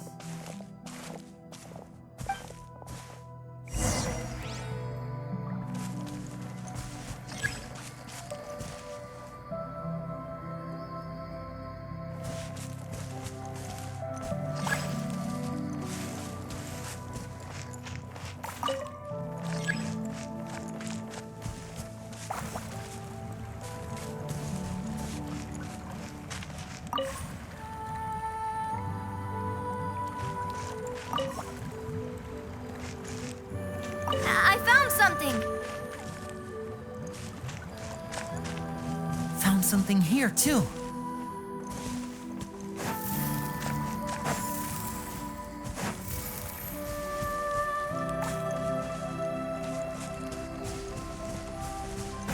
Same here.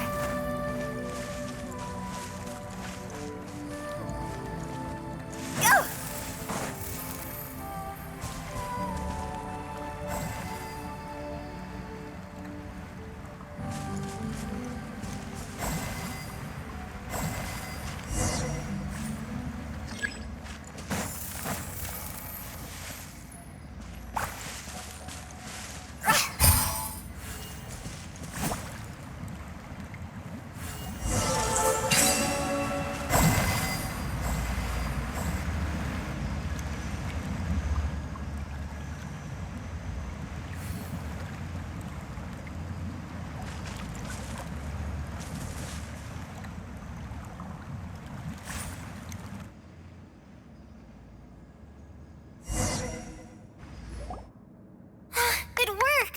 Something just appeared. Some kind of new mechanism, maybe? By solving the puzzles, you prove yourselves worthy of inheriting the secrets of the past. At the end of each puzzle, you're rewarded with With? a key. Oh, it must be the key to the big door. This is one of the Marechaussee Hunter keys that are passed down from generation to generation. It looks just like the one Master passed down to me. It is said that 4 keys in total are required to form the final, complete key. And it seems like we just collected 3 of them. That must mean... Huh? What's wrong? You hear a few strange noises. Suddenly, all the torches in the ruin go out at once. Huh? What's going on? Did we fall into another trap? For the sake of immersion, please close your eyes, everyone. Without the torches, the space is now completely dark, and you cannot see anything.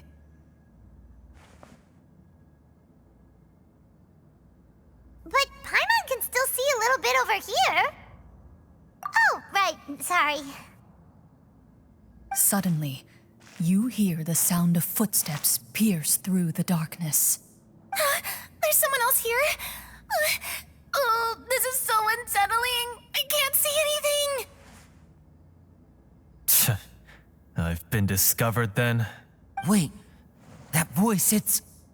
You recognize the voice as belonging to the guard who led you to this place. It appears he now covets the treasure for himself, Oh, so this is just part of the script. Then I can probably relax. Well, if we can't see anything, that means we can't fight to the fullest of our abilities. Should we retreat for now? Judging by the way he's holding his sword, he must be a real Marashose hunter. But this isn't part of the script. Retreat? That's not the hunter way. If it's dark for us, then it's dark for him. We choose to fight. Your choice is noted. Please keep your eyes closed until I tell you the torches have been relit. This battle will be in the dark. You got it! Well then, let us begin.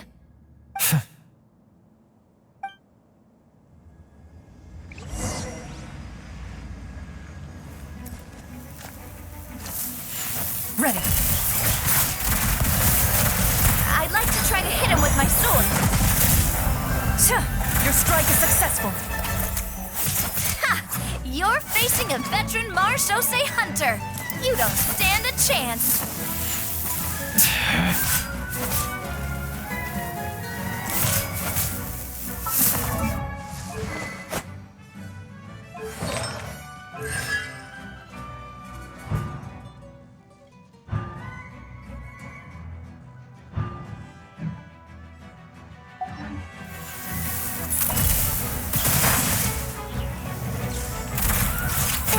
Is he still standing? Goodness, he sure has a lot of HP.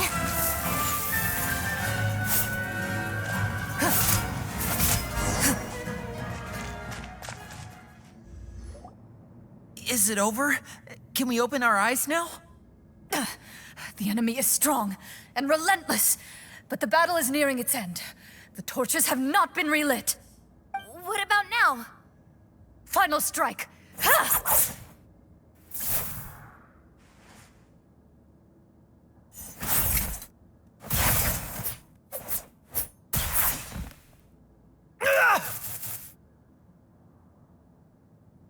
Well, did we get him?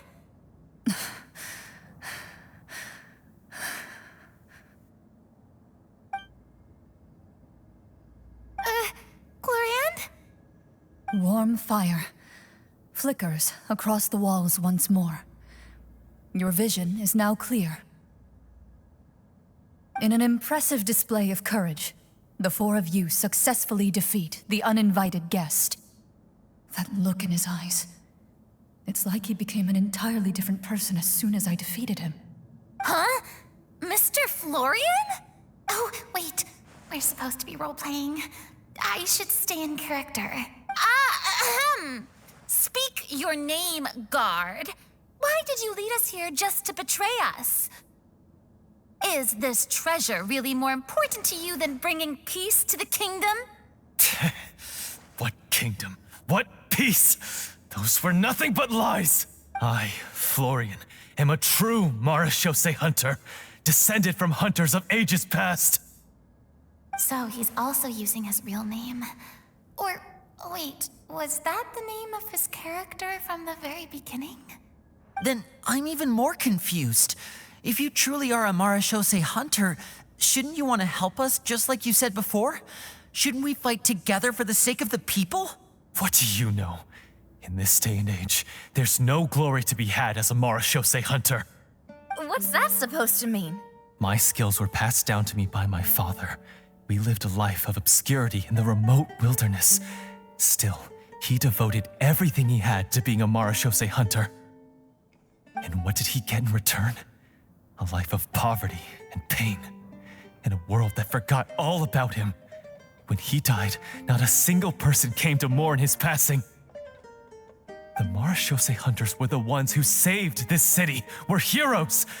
We deserved more recognition and respect than this. Is he talking about how no one in the capital seems to remember the hunters and their legacy? I didn't expect the script to contain this level of social criticism. So that's why you want to take the treasure for yourself? You feel like you're owed fame and wealth? If you already knew where the treasure was located, why didn't you just come down here and take it? Because I still needed the final key. Only a true Marashose hunter is capable of passing through this final door. As someone who sought to hurt others for his own gain, Florian lost that right long ago. Okay, but what is this treasure anyway? We've got all the keys, right? So can we just go in and take a look? You're sure you want to go in?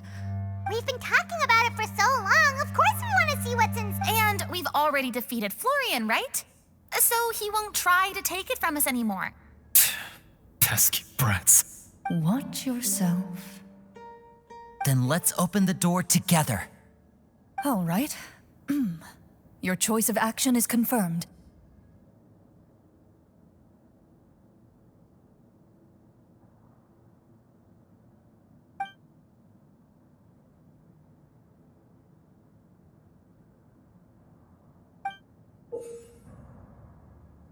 Before you, the door to the treasure, sealed and undisturbed for more than 100 years, finally swings open.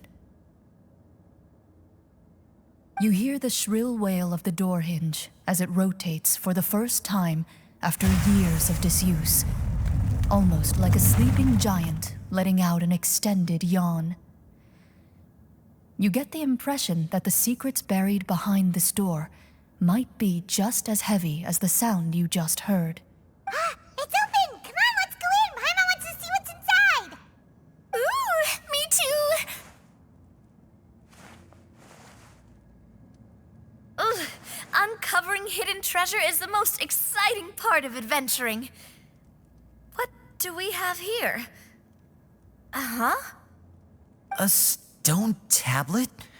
And some shabby weapons? You call this a treasure vault? Looks more like an abandoned warehouse. Maybe the troupe ran out of budget at the end? They provided a super immersive experience at the beginning only to drop the ball at the most important part. They could have at least filled this place with cardboard Mora or something. Wait, I get it now. Paimon, this is the real Marashose hunter treasure. Huh? This is it? The Marashose hunter treasure is just a stone slab and some broken swords? I can't believe it. I refuse to believe it!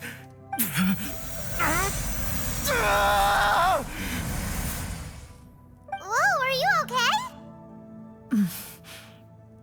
The Marashose hunter before you appears to suffer a serious mental breakdown. He needs to leave the room for a moment to collect himself. One of you seems to understand the significance of the treasure already. If the rest of you wish to follow suit, you may remain here in the meantime and explore your surroundings.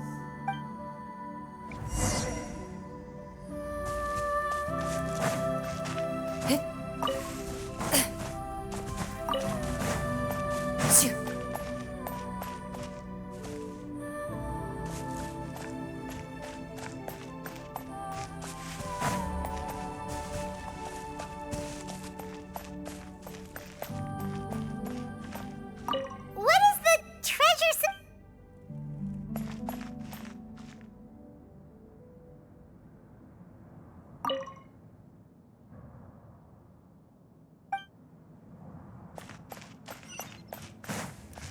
Load it!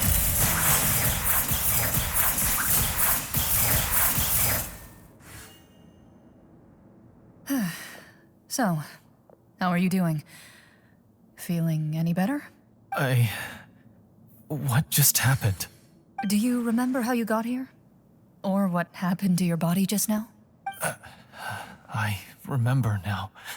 I brought you here because I wanted to... The explosives in the cave! You mean these? Huh? How did you... I could tell something was off the moment I stepped into this cave, so I kept an eye out. I've already dismantled the whole thing. So the strongest champion duelist in all of Fontaine saved the day once again.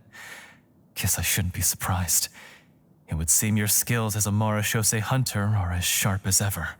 I deserve some answers, don't you think? Tell me why you wanted to lure me here. Everything you said earlier sounded like the truth. Luckily, your monologue was dramatic enough to convince my friends you were just role-playing. I don't know. I just always felt like there was something in my heart that didn't belong to me. Something agitated and angry. Who knows? Maybe it was my own anger all along. I could never really tell. The feelings about my father and the other Marechaussee hunters are real. It just wasn't fair. I was angry, bitter that no one remembered them or praised their accomplishments. I don't know when it started, but at some point, my anger came to completely consume me. At that point, I remembered the legend my father used to tell me. The one about the treasure. But if the treasure was all you cared about, why plant all those explosives? I can't remember. My head is a mess. It felt like there was this voice telling me to eliminate the hunters, but now it's gone. From your description, I suspect you were dealing with a devorator. Devorator? Oh, your master, your father, I mean, never talked about it? It was a kind of monster that was active several centuries ago. No, I've heard of it. I'm just not sure why you suddenly... Wait, it can't be. The seal! The seal? My family has served as Marechaussee hunters for many generations. But the title and swordsmanship weren't the only things passed down over our line. There was a seal as well. My father instructed me to always watch over that seal and maintain it regularly. He said it had been passed down over a truly ancient age, and protecting it was our clan's most important duty. But I neglected that duty after he died. I finally decided to come down and check on it one day, and that's where my memories become fuzzy. The devorator would be a formidable adversary for any mortal being, even ones as capable as the hunters. If you lacked the power to completely destroy it, you could easily fall prey to its influence and corruption. In light of this, some Marechaussee hunters chose to seal the devorator away, in the hopes that a permanent solution would come with the passage of time. I heard it has the power to amplify the obsessions and desires in people's hearts, to the point where they overtake you entirely. It would seem I'm not just lacking in skill with a blade, but in mental fortitude as well. And yet, you were able to retrieve 3 of the 4 keys. If I remember correctly, each was entrusted to a respected and capable hunter. How did you manage it? One of them belonged to my father. The second I stole from a different hunter. And the third was one that I snatched while the person was on the way home from the tavern. I nearly died in that alley. I know just how strong you are. It's as clear as day to everyone in Fontaine. I observed you from dusk to dawn, but could never find any opportunity to sneak up on you. I never even saw you drink a single glass of liquor. The only way I could think to obtain that last key was to lure you here using your hobby, and then... Oh, I get it now. That monster, it wanted to bury you here alongside the treasure. I won't comment on anything else, but the script was good. Well, I did pour my heart and soul into it. The stories my father used to tell me about the glory of the heroic Marechaussee hunters and how they came to be forgotten. It's more than just a story. Huh? You're proud to be a hunter. You're still holding onto that part of yourself, no matter how small. I have done so many despicable things. I have nothing to be proud of. Then explain the purpose of the evil sorcerer in your story. Isn't he the true antagonist? The one who sought nothing but his own gain and used the people as pawns to attain it? In your heart of hearts, he was the one you truly wanted to defeat. But I've already tainted my sword. I no longer have any right to... Wake up, Florian. Remember how you introduced yourself earlier. Do you really think the hunters acted out of a desire for honor and glory? Or to be loved and acknowledged by the people? What did your father teach you about our order? do not wield your sword for yourself, but to protect those you serve. There's nothing special about a blade. It's the intentions of the wielder that matter above all else. Do you still not understand? Even after seeing the treasure for yourself? The contents of that room, they represent the true legacy the hunters left behind. You're right. I am a Marashose hunter. It's time for me to redeem, no, to finally serve the people I vowed to protect all along. I wouldn't be so quick to push aside the need for redemption. I know. That's a charge I won't bother to defend myself against. Good. Then, come with me, and help me see the script through to the end. Huh? See the script through to the end? But there's no more script left. Never finished it, huh? No, I mean, I wrote the script with the sole purpose of luring you all here. There was no reason to write beyond this point. Then we'll just have to keep writing it. The evil sorcerer still needs to be defeated. You mean the Devorator? Are you saying I have to make up the rest of the script as we go along? Is that really so hard? You've already written most of it. Surely you can write an ending where the hunters win and justice prevails. I'll be there to help you too. You aren't afraid your party will fall into danger? I know what my friends are capable of, and they're all quite skilled. Besides, I need their help. Then, are you going to tell them the truth about all this? I don't intend to spoil the fun. Sometimes, protecting dreams and fantasies is more important than exposing the truth. Don't you think?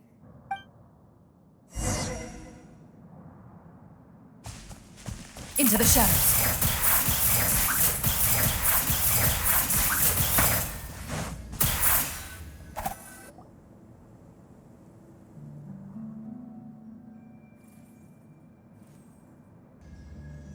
They're back! That took a while. Ahem!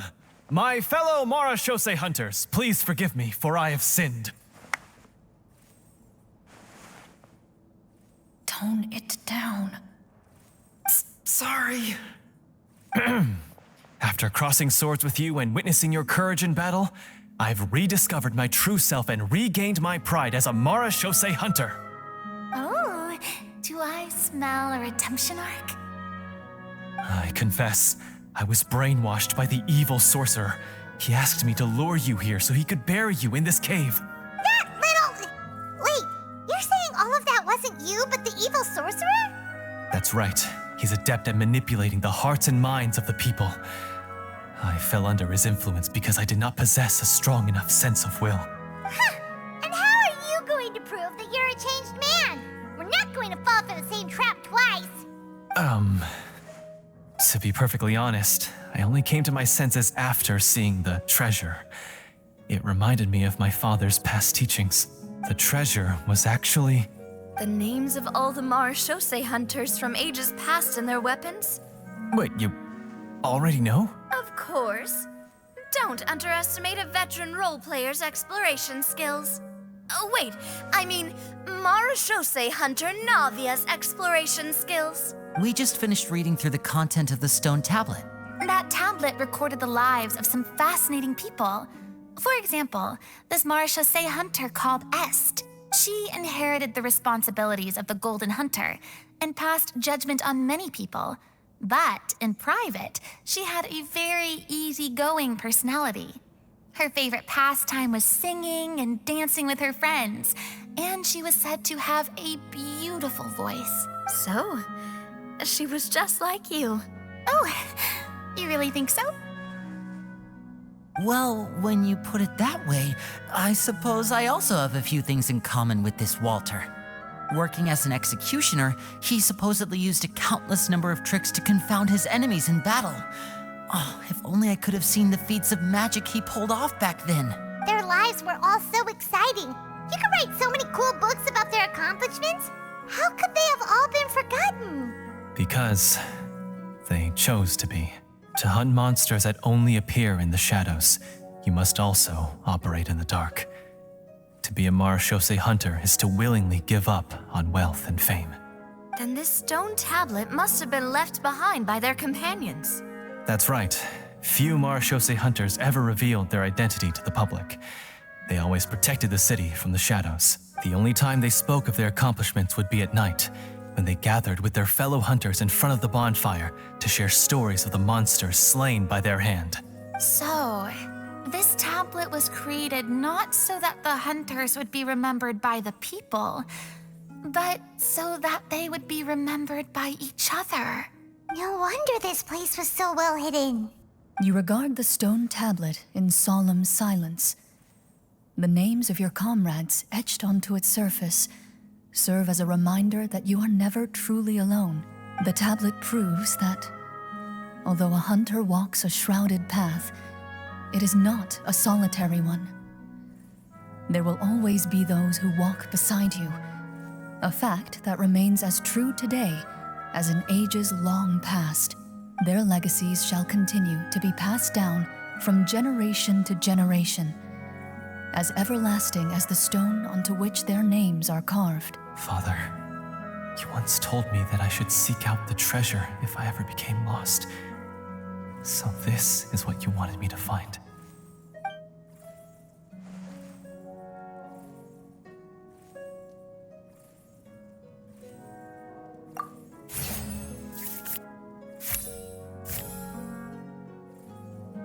His eyes are sincere, and his words ring true. You can tell that every word he spoke just now came from the bottom of his heart. I implore you, everyone, please give me a chance to make up for all I've done. Allow me to fight alongside you and defeat the evil sorcerer that threatens the peace and prosperity of everyone in this kingdom.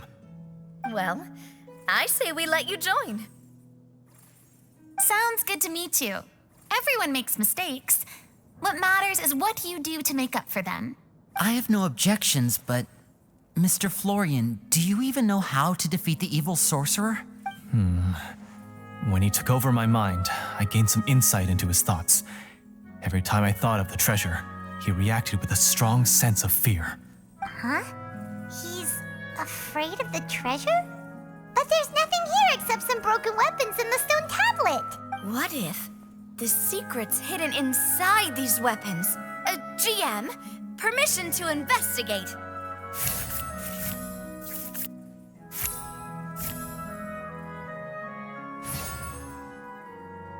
At first glance, the weapons appear absolutely ordinary. But as you observe them, you notice a faint energy emanating from within. These blades have slain countless monsters. Though it's been a long time since they were used in battle, their edges remain sharp, as if they're simply waiting for the next worthy hunter to carry on their legacy. So basically, take these with us, right? I'll take this weapon, since it used to belong to Est. Maybe it'll find comfort in being held by someone who appreciates the arts. Ah, good idea. I'll take Mr. Walter's bow then, from one archer magician to another. Paimon's gonna pick a cool weapon too!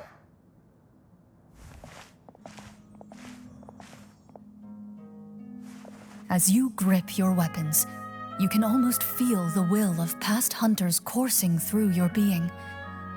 It's a feeling of courage, determination, a silent vow passed down from generation to generation that says, eradicate the monsters, no matter the cost.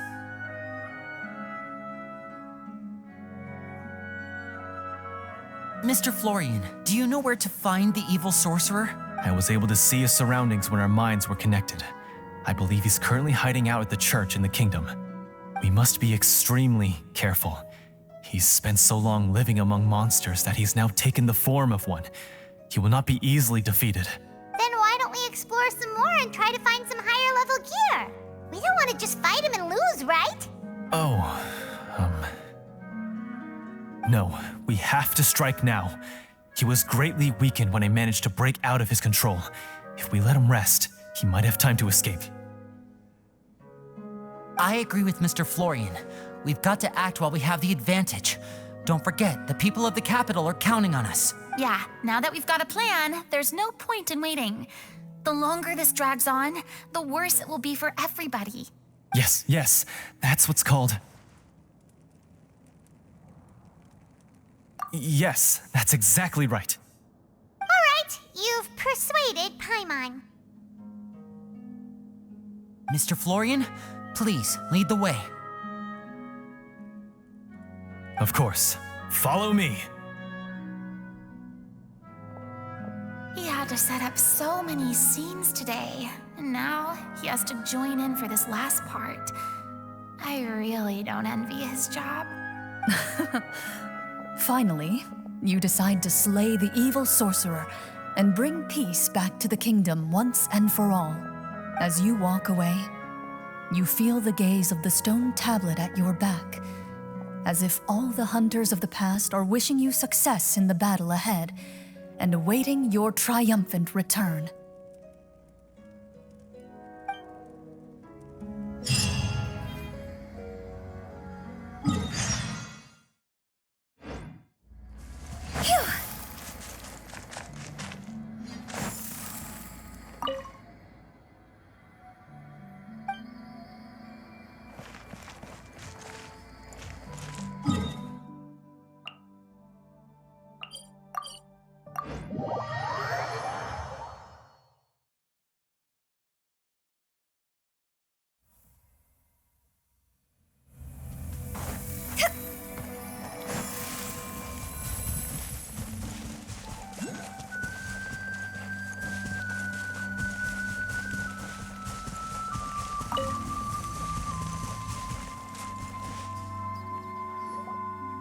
Finally, you arrive at the church Florian described.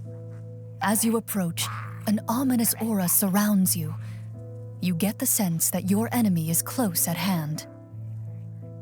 How strange. This uneasy feeling seems so real. How did they manage that? Now, it is time for the final battle. Let's go.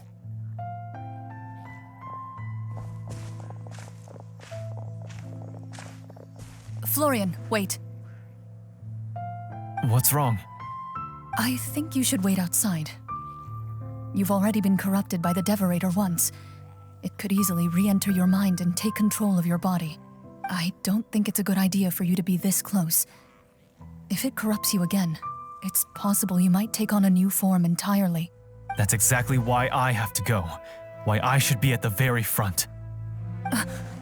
You mean... Yes. I intend to lure it into my body. That's too risky. If things get out of hand, I might have to kill you. Do you understand how dangerous this is? I understand, but if I do this, you'll have a clear and visible target. The Devorator will have a hard time passing up a chance to enter a body it knows how to control. You won't have to worry about any of your friends being taken over. You're not like me, Miss Clorinde. You're a just and powerful Marechaussee hunter.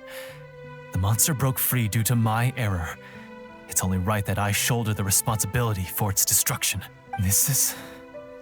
something that I have to do. Consider it a duel to restore my honor. My only request is that you give it your all. I understand.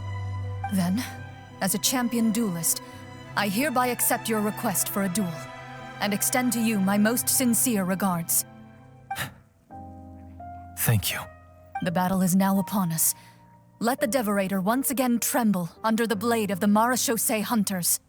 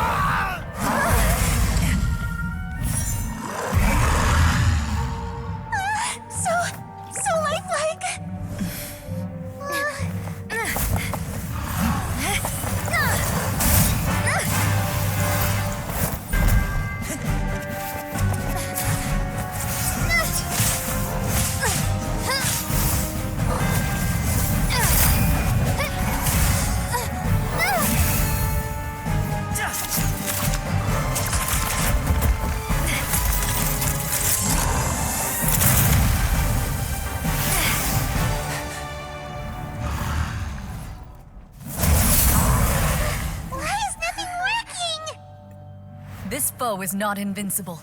You hold the treasure, the power to defeat it, in your own 2 hands. The treasure? You mean... The names! It's the Marechaussee Hunters' names! How are we supposed to... You forget, Paimon? There's still one skill we saved until the very end. Hunters fight not for fame, but to aid the people whenever they are summoned. Walter the Marechaussee Hunter, master of 1,000 tricks, executioner of the Phantom Hunters, I call for aid!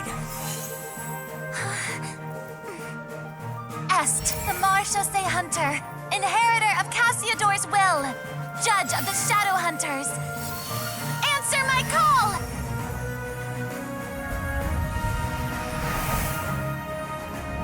Petronia, protector of justice and order.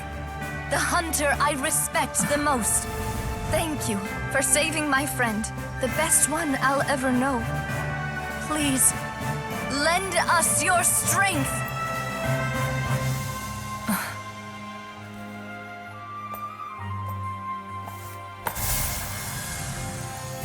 We have come to answer your summons.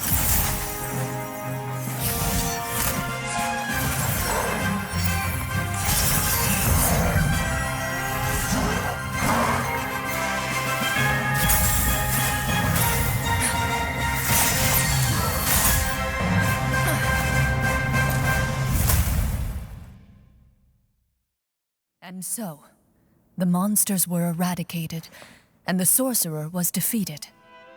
Peace soon returned to the capital. Those in the court, manipulated by the sorcerer, also recognized the errors of their ways. Some remembered the names of the heroes who saved their kingdom, but others simply continued their lives none the wiser. Such is the story of the Marechaussee Hunters. They pursue the phantoms in the darkness and exterminate all who pose a threat. They will always protect the city and those within it, even should all memory of their accomplishments be forgotten by the very people they serve. I am assuming we've finally reached the end of the script. Yes, you've reached one of the better endings. It's a pretty solid story overall. I thought it was just an ordinary adventure at first, but the further we got into it, the more impressed I became with the production and the plot. That final battle especially. All the effects were super realistic. Oh, right. Yeah, totally. That's a really good point. I never expected the weapons we picked up from that vault would have that kind of effect.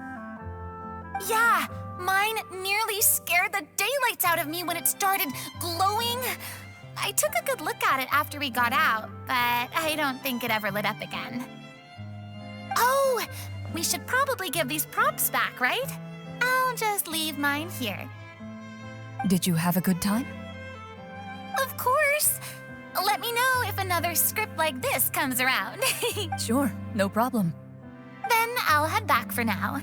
I think I need some time to fully digest everything that just happened. Once Mr. Florian is awake, please pass on my regards to him. He must be extremely exhausted to have passed out cold like that. You're right. He's had a lot to deal with. Well, see you all some other time. Toodaloo!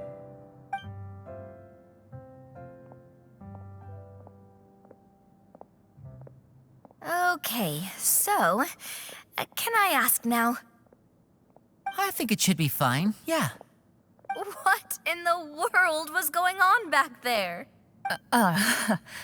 So you saw through all of that?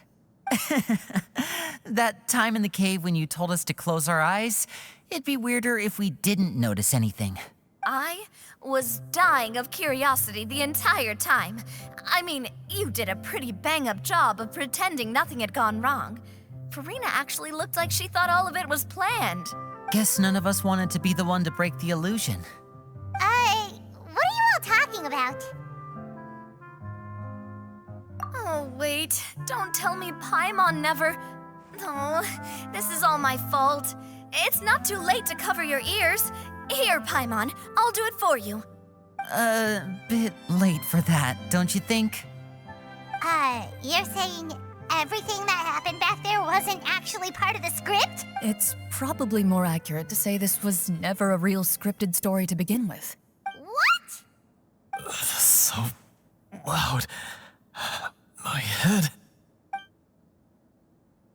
Hey, you! Get up right now and explain yourself! No shaking, please! Oh, my head.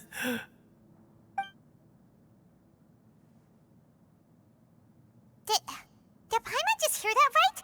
You guys made up that whole last part on the spot? It's not nice to lie to people, but Paimon's got to admit that was a really good story, Florian. Oh, and nice improvisation, Clorinde! Yeah, it was like watching a magician improvise a spectacular magic trick after forgetting an important prop. If Paimon knew something was wrong with that vault, she would have floated straight in the opposite direction. Everything was under control. As if you've ever described a situation as being out of control. I'm pretty sure any situation you consider to be easy to handle would scare a reasonable person half to death. Guess I'm just used to it. You must run into a lot of unexpected situations then. That explains why you're so good at coming up with things on the spot. As for you, Florian, I know there's no excuse for what I did. I'll turn myself into the guards at once, confess my crimes, and accept any punishment that comes my way. I would say you've already suffered more than enough. What? You may have been blinded by fame and fortune in the beginning, but your actions during the final battle had proven you to be a true Marechaussee hunter. You'll be far more used to the city above ground than below. Your job as a hunter is more important. But... Of course, you'll still need to take the keys and pay a personal visit to the 2 hunters you wronged. Prepare to accept any terms they give you as well. yes, of course. As far as I'm concerned, though, your showing in the duel was enough to prove your honor. Then I'll do exactly as you said. I'll go return those 2 keys right now. Thank you so much, everyone. I'll do my best to prove myself worthy of the second chance you've given me. I swear this on my name and honor as a Marechaussee hunter. Until we meet again, everyone.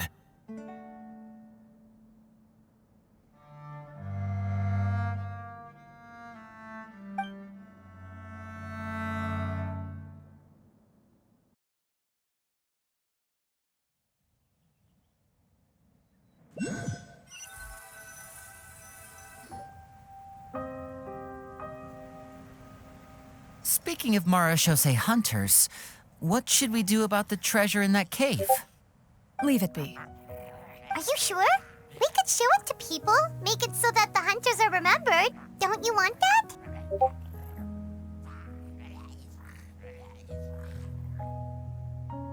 No. Every name on that tablet made the same choice. All hunters know what the path entails. I am no exception. My identity as a Marechaussee hunter is not something I need people to remember.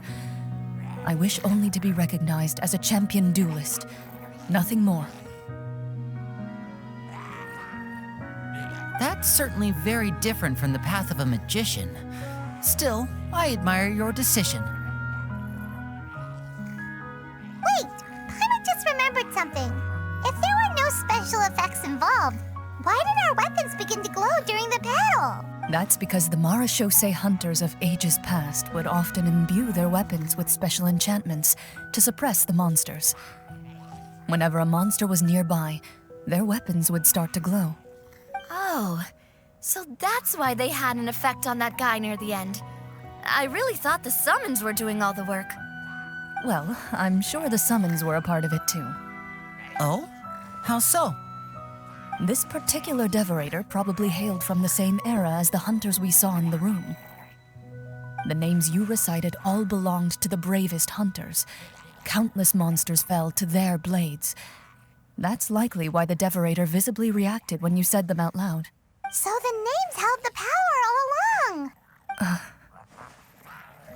Navia, everything you said during your summon. Huh? Oh, I meant what I said. I mean, it was true to my character, so yeah, I'm glad you heard it. Just don't make me repeat myself. It's embarrassing. I really appreciated those words. All right. Don't get all sentimental on me. Anyway, let's not talk about that anymore. I'm going to go on ahead. Don't fall too far behind now. She ran off. I should probably head back as well. This story was truly incredible. I might have to spend the whole night telling my siblings all about it.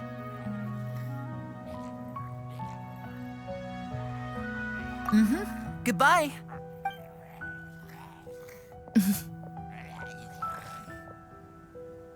Traveler, should your name and deeds be forgotten, what do you think the significance of your journey will be?